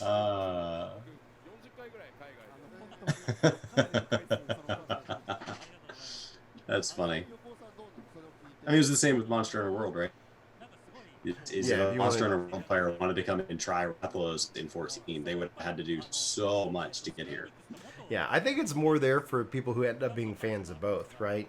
Because it's like, oh, okay, hey, you know, and maybe there's the draw. Maybe what it's going to be is that, hey, you're a Nier fan. Oh, there's more Nier content in Final Fantasy XIV. You know, I wonder what that percentage of player is, as opposed to somebody who's like, oh, I love Nier. I love 14. Well, that's great that I've already been playing. Hooah. So the current WoW system's kind of interesting in that, like, a lot of things are soulbound on pickup by default, but that there is multiple systems in play that allow you to destroy that item to turn it into something that can provide value to other players. Now, the crafting material you get for destroying items doesn't quite work that way right now, but through like a basic profession swap, you can very quickly turn it into something that does. So, I don't know. It's interesting.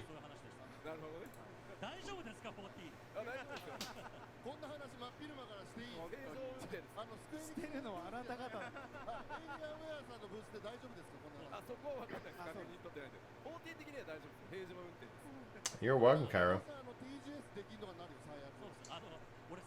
I mean, James, if you're admitting to botting, I don't know that you're... I don't know what your playtime tells me. Like, is that across all your accounts? Because didn't you say you bought it across multiple accounts? Like, I'm not understanding what that number tells me. It's a big number. Mm-hmm.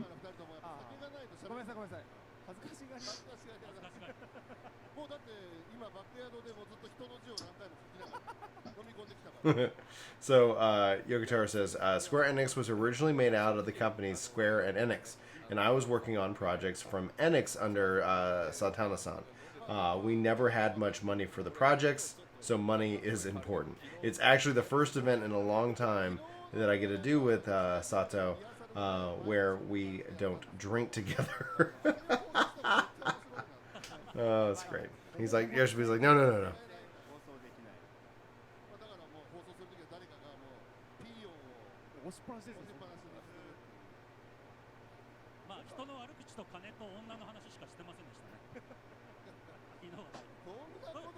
I'm sorry, I don't understand the question, James. I might have missed the context.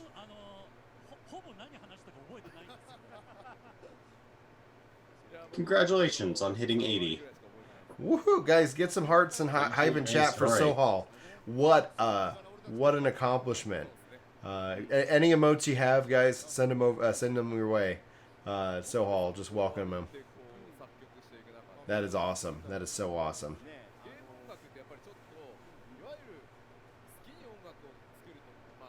At $2 for 1,000,000, I can't imagine how you can turn enough items per day on a market board to make a living at it. But hats off to you. Yeah. Like, it just the math just doesn't add up to me. Like, I know what I make per day, and I know roughly how many items I can trade per retainer per day, and it is impossible at $2 per million to make what I need to make. Oh, I don't know if you can, James. I thought you were just manually doing the math. Like, if you're just playtime. If you're just adding, right? But if I have an account at 100 days and I have an account at 200 days, then I can say 300 days. So the neighborhood demon says, "Get a real job." Then I would actually say, if it pays you money, it is a job. It is a job. Yeah. So it's like, and that's technically a real job. You know, yeah. Like you can think what you want, but so I don't know how. Maybe I just don't understand how it works. But the way I do the market board, I could not make a living at it. So somebody must be doing something very differently than how I would play. Yeah, because I don't know. That's any market though. When prices, sell when the prices are high, buy when the prices are low. That's trading 101.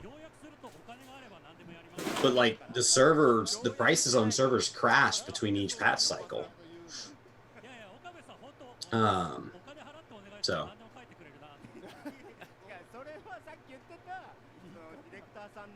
It's just too easy for somebody to come in and crash a market, and then you lose your whole day's earnings.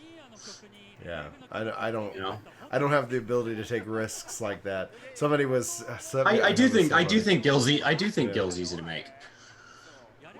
I think it's just work. I mean, it's not complex.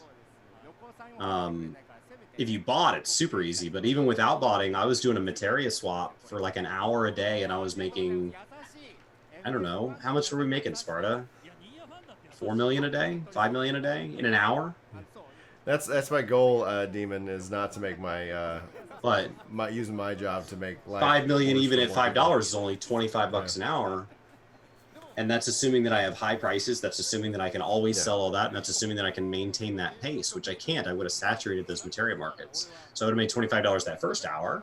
That doesn't sound so bad. But then that second hour, I would have made $3, and then the third hour $1. But this, and now I'm at $26 for the day, and that's just not $26 a day is just not a living. This brings up a kind of a consummate debate though, right? Because it's that if he's able to sell the gill, that means someone's willing to buy the gill. So the question is that like, does Square Enix continue to waste money trying to combat that, or do they jump into the market and become a competitor of that, right? You know, it's like, oh, you know, people are buying Gil. Okay, they were doing it in 11. They're doing it in all these games. Like, there is a demand for it, and so somebody will supply it. So whether it, you know, like you can say it breaks the game, but all James is actually doing is responding to a demand. And you could take it, like, obviously to its, like, moral, you know, questions as, like, well, should, you know, like, drugs, you know, people are like, there's a demand, should you do that, and things like that. And it's like, so that's where the consummate debate comes in. It's like, where is the problem? You know, so I don't have solutions. That 4 million an hour stuff, I put guides up on Bert. The guides are up on the channel. And not only are the guides up on the channel, but I did the things that were in the guides before the guides. That's how I researched the guides. Then I put the guides out. I continued to do them weeks after the guides. Those markets did not crash. People said those markets would crash. They might crash for like a day. They might crash for maybe, a day. Then, yeah. But the video just didn't get that many views. I was literally shopping my entire data center. So if they crashed, it wasn't on my data center. And what are the odds that my data center's fine and that others aren't? So like exactly right. One video just doesn't crash a market. You need a little bit. If you raid, you need a little bit more, but there's no real progress. Like in 11, you needed Gil. Like you best be, you know, grinding. So we missed a couple of the translation stuff here. Let's catch up on it. So they basically said, what do you focus on? What do you focus on? Yeah. What do you focus on when you're making music for your games? So usually the artists focus on the world, while we focus first on creating something that fits the world setting of a game. So to put it simply, you do anything if you get paid, right? They asked him to put Final Fantasy and Nier music together, and he actually did it. Nice.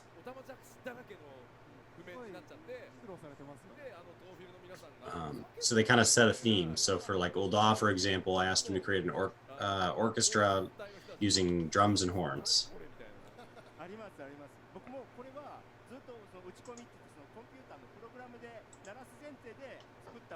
I mean, that's kind of my point, Burke. Is like that's an 8-hour workday, and then that's that's a long workday. And when people are talking about Gil, a lot of times people aren't factoring in either A, how much time they really do spend, so they're not factoring in the amount of time they spend posting and maintaining auctions, and B, somebody will make an item using materials, and then they'll sell that item for 1 million Gil, and they'll say they made 1 million Gil, but no, because those materials had an inherent value, so what you made was the delta.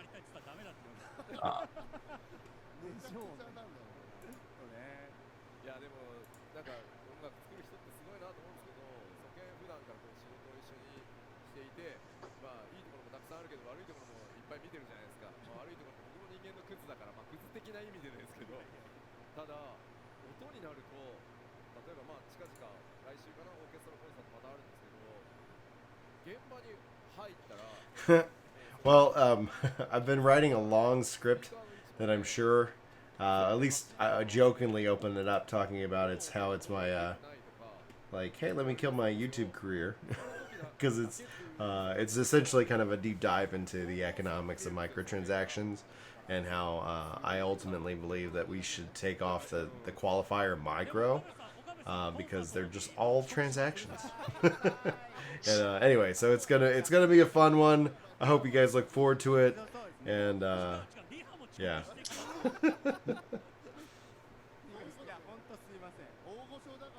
And then my wife will stop spending all my. Oh my gosh, that's funny. In my family, like I'm more the spender, and Julie's more the saver, so it works out well.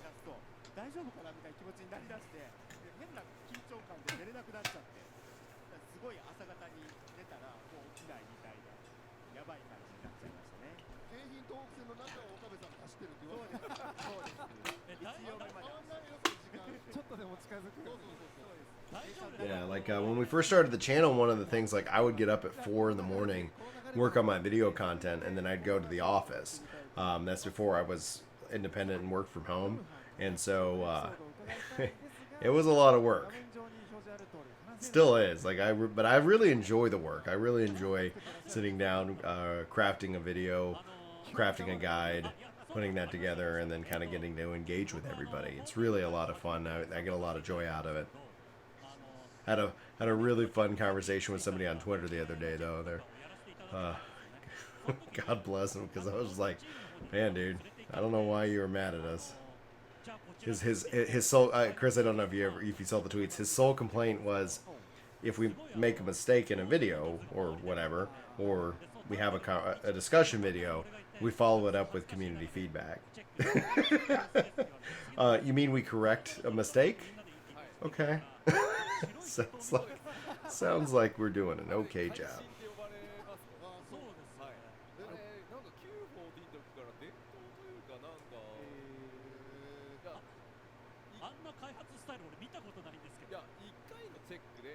I'm sure plenty of people buy Gil. Yeah. I don't think that the market would exist if people weren't buying it.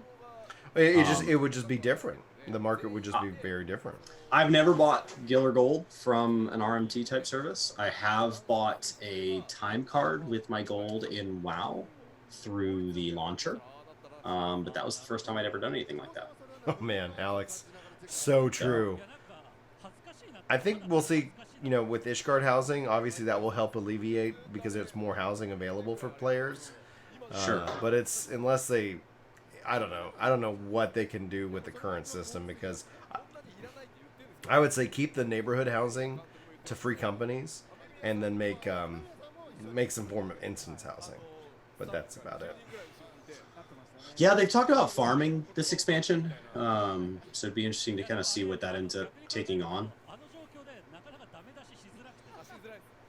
So I assume that'll be something that we see as we rebuild the Sea of Ishgard. I assume that we'll see that kind of start to... Did it freeze on you? To mature. Yeah, it did. It's kind of in and out. Okay. So they're just talking about how the one guy's late to everything, and they're just laughing. Yeah, so. Always the second part's like they're this, just chatting. This is more just, you get more insight into the people than the actual product.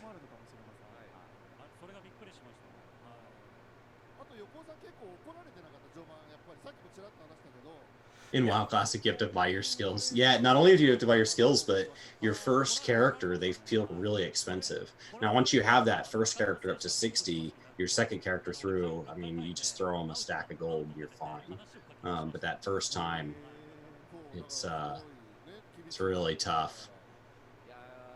Hey James, no, don't be telling people to go away. All right.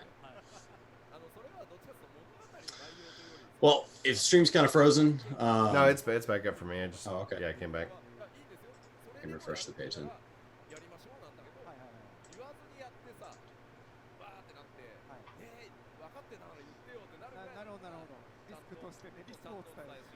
Get rid of it.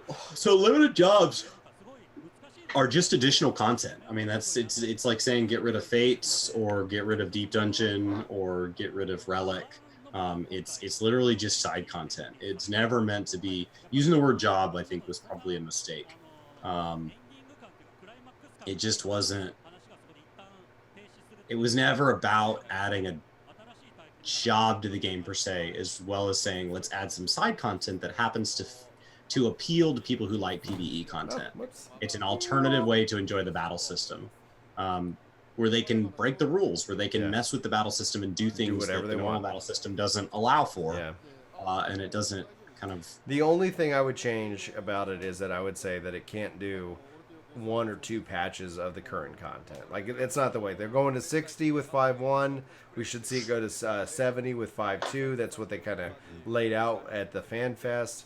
But, man, I just wish that it would get to 80, They said they're not going to do this, but it'd be really great if it would go to 80 at 5.3 and you were allowed to clear all the way up to maybe, let's say, the 5.1 content. Yeah. And then with 5.4, you could clear the 5.2 content.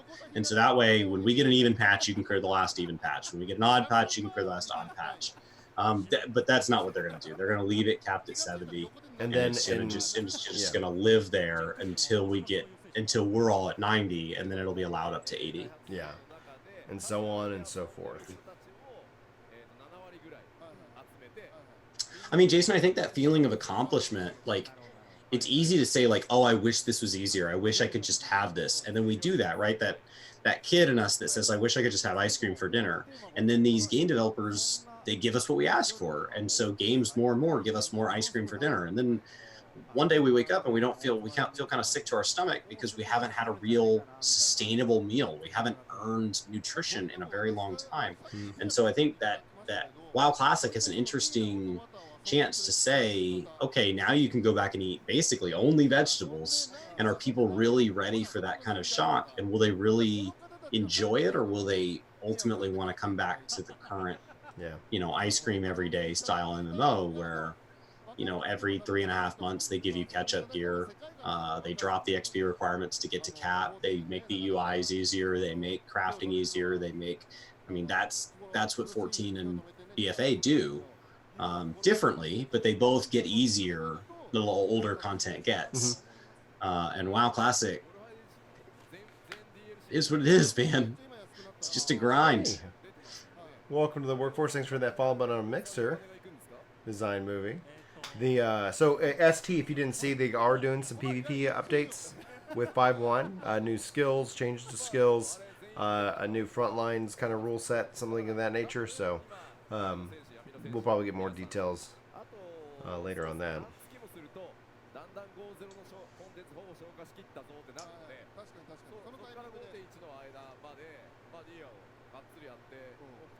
Blue gets to cheese climbing puzzles. I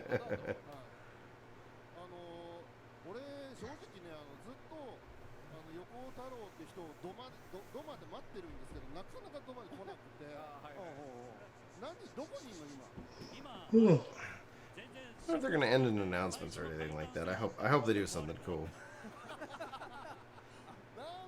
So during the development, YoKo Taro were once called by the 14 player to perform checks on their progress on the Dark Apocalypse development. He was then circled by a group of devs involved in the project, and YoKo was really embarrassed. It was his first experience ever involved in a development style like this. Yoshida commented that he had been going through this for the last 9 years, and he was even embarrassed as well,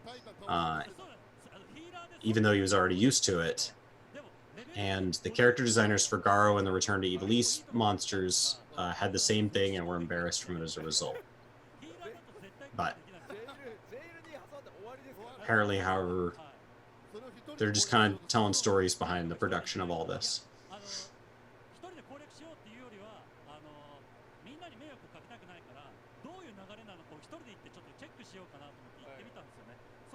Oh man, more problems with Borderlands. More people having more problems with Borderlands 3. Everybody who's waiting for the Steam version, I think, is going to be like happy. Looks like SkillUp was playing it. Yeah, so it's deleting some people's saves. And now it says Skill. Like so when earlier it said SkillUp was on Borderlands, and now it says SkillUp's on Final Fantasy. Yeah, it's like deleting saves, some PC issues. Oh, that'd be so frustrating. Yeah, that's what people are mad about right now. Oh, that'd be so frustrating. Yeah, it's like, all right, Steam release. Yeah, we're ready.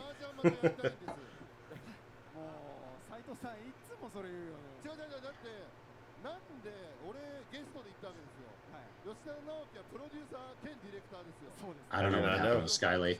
I missed it. Spartus, he's fast.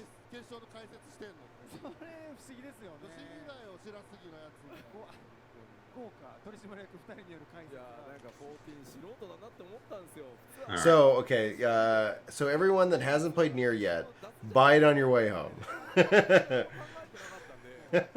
Well said, well said.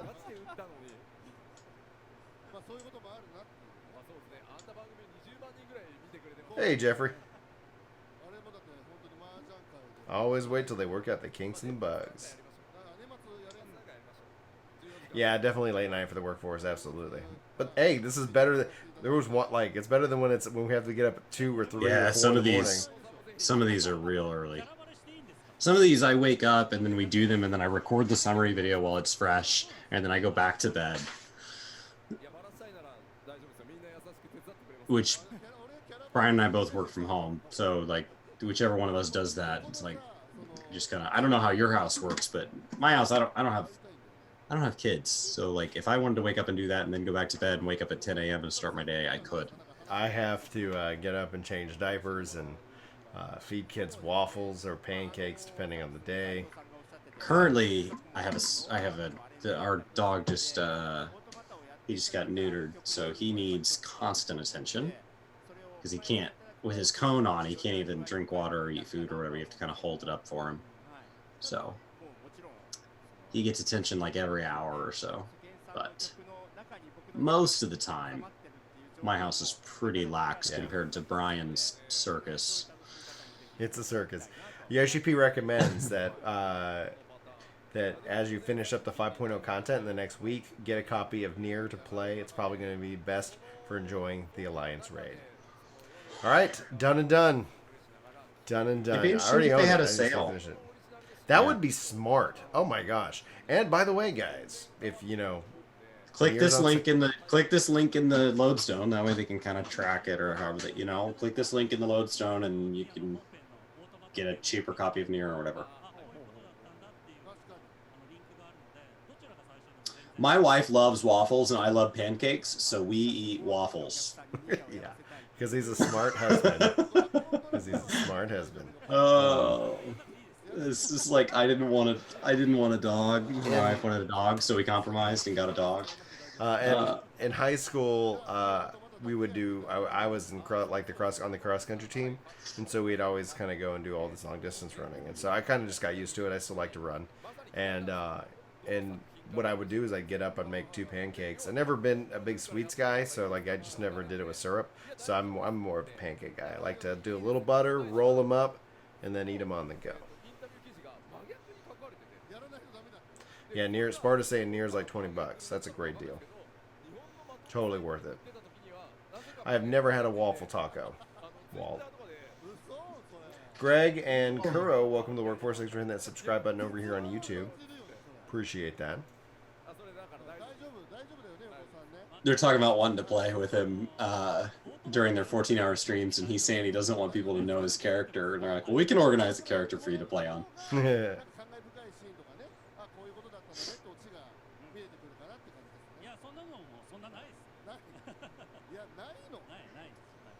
I just don't know that breakfast food is where you need to put your foot down. I think there's plenty of times in marriage that, like, compromise means that one person gets their way because there isn't really a halfway point, right? There's not a halfway point between waffles and pancakes. And I just don't know that that's like, if you get a veto, if you get a certain number of veto cards in your life, I just don't know that that's where I want to use mine. I like waffles fine, especially with fried chicken on them. Oh, I already own Nier. I just need a dadgum get it done.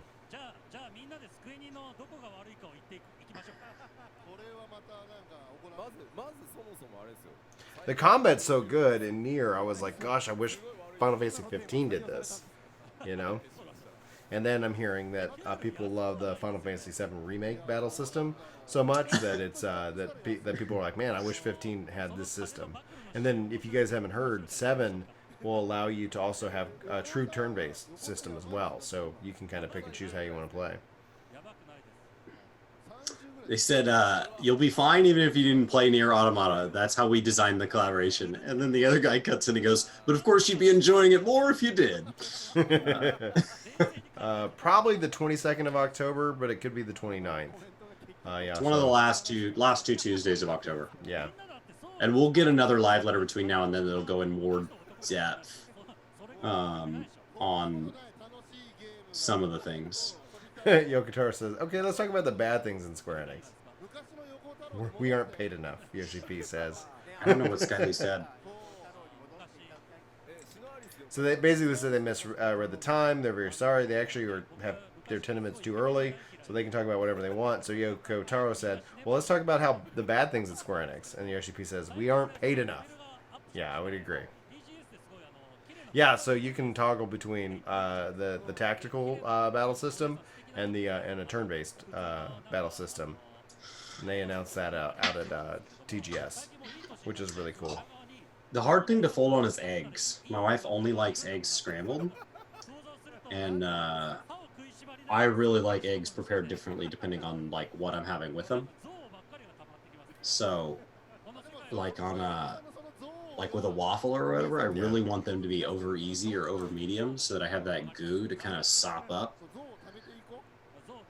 And scrambled just doesn't offer that.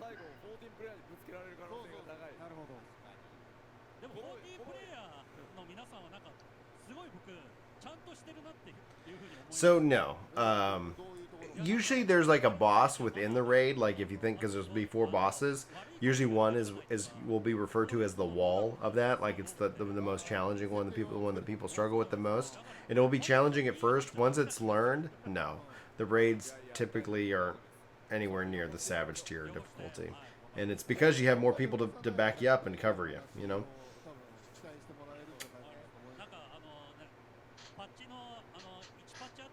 Why don't you just buy both and eat separate waffles and pancakes? I love how this has come full circle. They said, let's talk about the bad things at Square Enix. Yoshi says we aren't paid enough. Yeah. And the comments from the viewers said, you just talk about money again?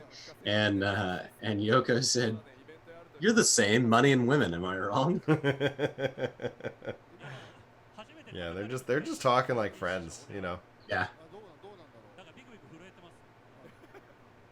Yeah, Wayne, excuse me, I don't know why I said Wade. Saw a D in there. It was not there.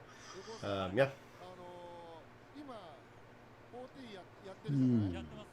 I haven't seen the turn-based in action, but that's what everybody that I was talking to about today was about. They confirmed it at TGS. Thanks, Sparta. Sparta's also confirming. Wonder how many times I said WoW Classic in this stream?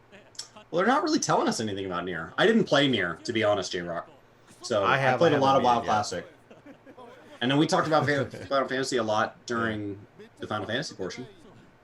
They're not even talking about the Nier raid. They're just like, hey, this is just devs. You like drinking, getting paid, and talking to women? Yeah, man, that's great, awesome. Oh yeah, we like making video games together. And scene. Yeah, these the Wild Turkey's like these things are, how long are these things? They're long. Now this is the second part with the guest. So I'm going to guess 10 more minutes, and then they'll do announcements, and then they'll wrap. And then Chris and I will basically farkle for who gets to put together the summary before going to bed. If it's me, it's going to be Deep Voice Brian. Hey everybody, welcome to the Workforce. Today we've got an incredible summary for you. Patch 5.1 details coming at you live. Late release in October. And I won't be on camera because I don't know why it keeps going light yellow on me. So freaking weird. Just get in there. I will try my best to get to Ishgard. They're taking the hobbits to Ishgard. Over easy on a burger is delicious. Oh, dude. Has anybody here been to it's a, oh gosh, what's it called? Kenny's. So they have Kenny's Burger Joint, Kenny's Pizza. We have Kenny's Woodfire Grill out here in Dallas. Oh god, it's my favorite restaurant. But the burger place as well. And they have like the best béarnaise sauce with the egg and everything on the burger. It's just phenomenal. What's going on, Game Master OG? Dude, I'm getting tired. Getting tired. Oh my god, I adulted like hardcore today. I got up at 6. Yeah. Fixed the AC system on my Jeep today. Then mowed the yard. And then cleaned up the house. Went and played a game of Warhammer with my brother. Nice, man.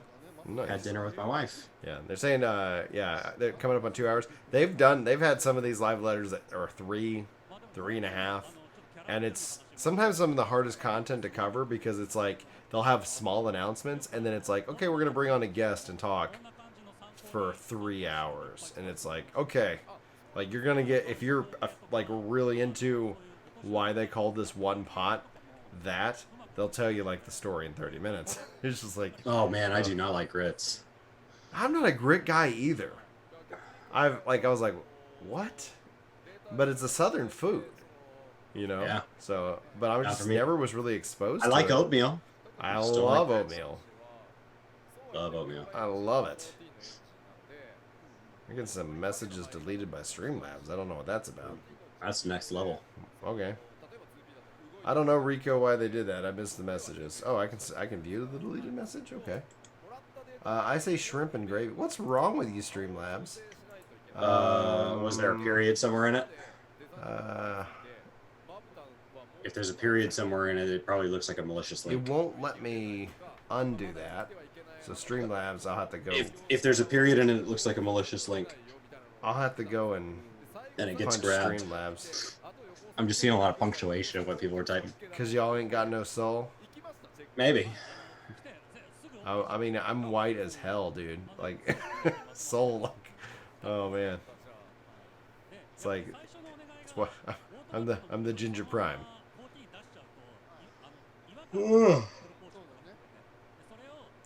Dude, I love oatmeal, and I love my favorite cookie is the oatmeal raisin cookie. And one time, oh yeah, oh, it's the best, dude, hands down. And then one time I was like, somebody put chocolate chips in and it wasn't an oatmeal raisin cookie, it was an oatmeal chocolate chip cookie, and that was trash. that was just hot garbage. I was very disappointed. Yeah, I have very, very specific food things that I just despise. And then whenever people find out, like, oh, you don't like that, like it is a real culture shock for some people. They're like, how can you live? How can you live and never eat that? And I'm like, man, I don't even like smelling it. Like, but my wife loves to eat it, and I come home and it's just like, God, all right, I'm gonna go. What's your least favorite food, Brian? Peanut butter. Oh, I love peanut butter. We have to keep peanut butter. multiple containers around because once one runs out, I do not want it to be out. I hate the smell. And I'm perfectly I have fine multiple with kinds peanuts. of peanut butter. I've got no problem with peanuts, but peanut Multiple butter brands. is disgusting. So people are like, "What did you eat? Like, did you ever have a peanut butter and jelly sandwich?" Oh, No, I love it. I have not. I would love have it. jelly sandwiches, and I Put would peanut butter on both sides, Yeah. and then to protect the bread, and Yeah. then you can. I have you no can put in the middle peanut. like a I have whole no pocket. peanut allergy. I just do not like peanut butter. Mine Also, is sweet potatoes suck. I can't. Even the smell of sweet potatoes, Yeah. I can't do it. You can call it a yam or whatever you want. Dress it up with marshmallow. Get that crap out of my house. You can just give me marshmallows and brown sugar. Why are you ruining it with the worst vegetable? Almond butter's amazing. I like almond butter. Yeah, I've had that, and it's fine. Most Yankees don't like grits. Well, we are from Texas. Yeah, I've born sixth generation Texan. My mom's from England though, so I don't know how that plays. Ooh, that's some beautiful art. I love the black and the white. Oh, thank you for that. Oh, God. Vows of virtue, deeds of cruelty. Chunky Beautiful. salsa. Oh God.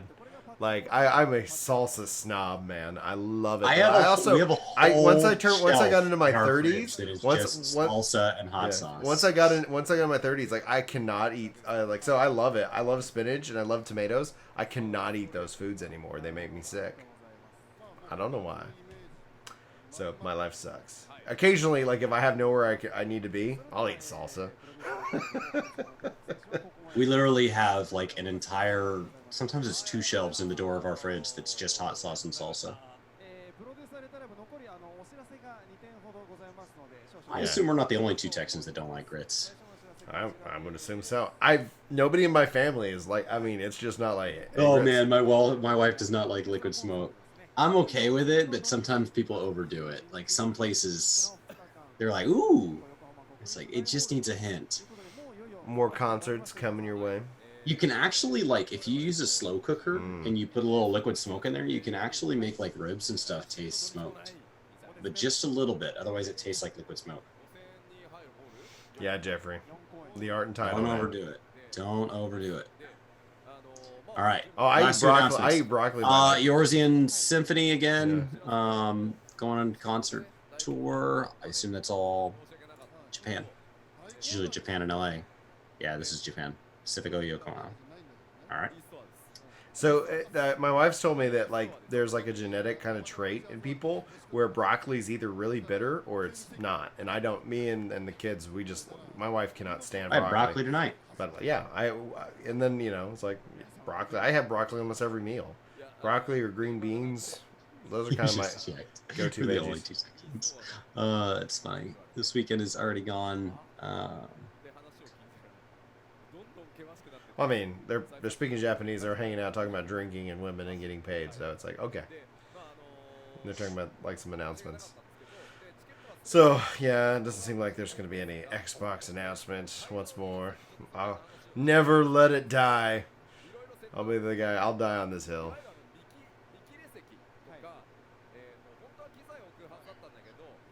I think cilantro tastes like lemon. My sister-in-law thinks it tastes like soap.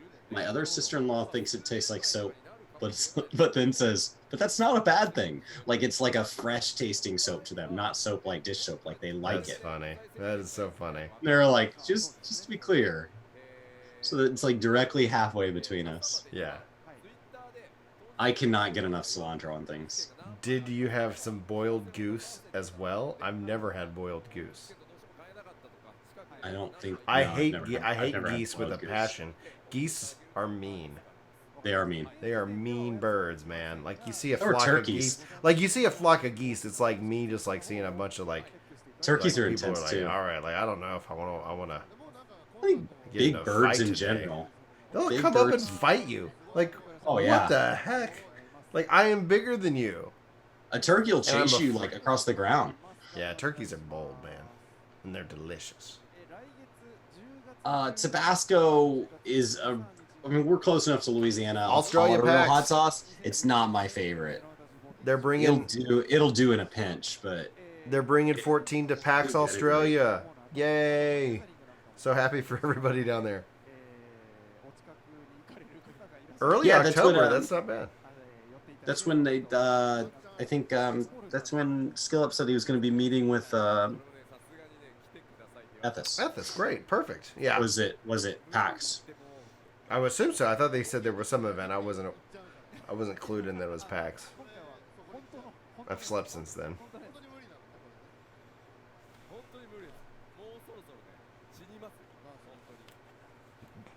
Excuse me. I love Tabasco. I love Tabasco. Put that in a good chowder or some, Doesn't have any depth. Tabasco? It's just the one flavor, yeah. Yeah, but that's where it's like a potato soup or a chowder. Like, yeah. Sriracha's good too. Cholula and Sriracha are also one-note hot sauces. But I have both in my fridge. I have all 3 in my fridge. But we also have a ton of other hot sauces that I pair very specifically with foods. Okay, we have so many.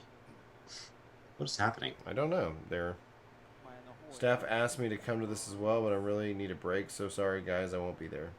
So Yoshi P won't be in the Australia one because he needs a break. I guess they're doing their bow or their whatever.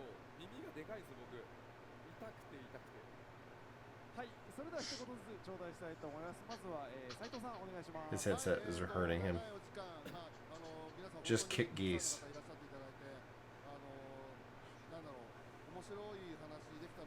Well, you have to remember we also live in Texas, so as far as commercial sauces, it doesn't take that big of a grocery store for us to have a salsa aisle. So yeah. Oh, it's amazing. So you have choices. So many good ones. And then about half the hot sauces in our house we actually buy from a place here in Texas that makes their own hot sauces. That's down south. So when we go down to visit family, we stop by and we buy a bunch of hot sauce. I often make my own, like just from scratch. So I really have a passion for making my own salsa. You can only do, like, my sister moved to Eastern Europe, and like the grocery store does not have the ingredients to make your own. So it's not an issue of like knowing how to, like it doesn't exist. I But think yeah, in my garden, we're growing our own jalapenos. We're growing our own ancho chilies. We're growing so like. Yeah, I don't think the thumbs down actually like really like I know a lot of people were like, oh, thumbs down. It doesn't really hurt us. In fact, I think it's what made the Borderlands video go as wide as it did. So yeah, I don't know. It's just people are funny. I'm like, okay, thanks for hitting. Thanks We for use engaging thumbs up with the and video. thumbs down. Yeah, we use thumbs up, thumbs down as a way of gauging engagement, but like engagement's also engagement. So if we see a huge number of thumbs downs, that also tells us it's like, well, maybe the way we presented the topic was the issue, but people definitely felt strongly about it. So it doesn't mean don't talk about it again. Yeah. It just means maybe we need to come at it from a different angle. So no, Oh, yeah. I have not had Franklin's. So Well, and it's that the ones that do, it's they're if they might not watch the video or they who knows what else that is. Like honestly, one of the things that they're doing is they're adding filters in the comments, and I think the number one request is to be able to filter based off of the amount of watch time somebody puts on a video. So honestly, if somebody just like comes in, doesn't watch the video, and it's like, I'm gonna yell at this guy because this is like, because most of the comments that are just like really like mad or whatever aren't in any context to what the video is about or what. Because we try to read all the comments and respond to a fair number, but like if I know I'm not going to get to all the comments in a day, I would rather start with the people who watch the video and then work my way down. From there.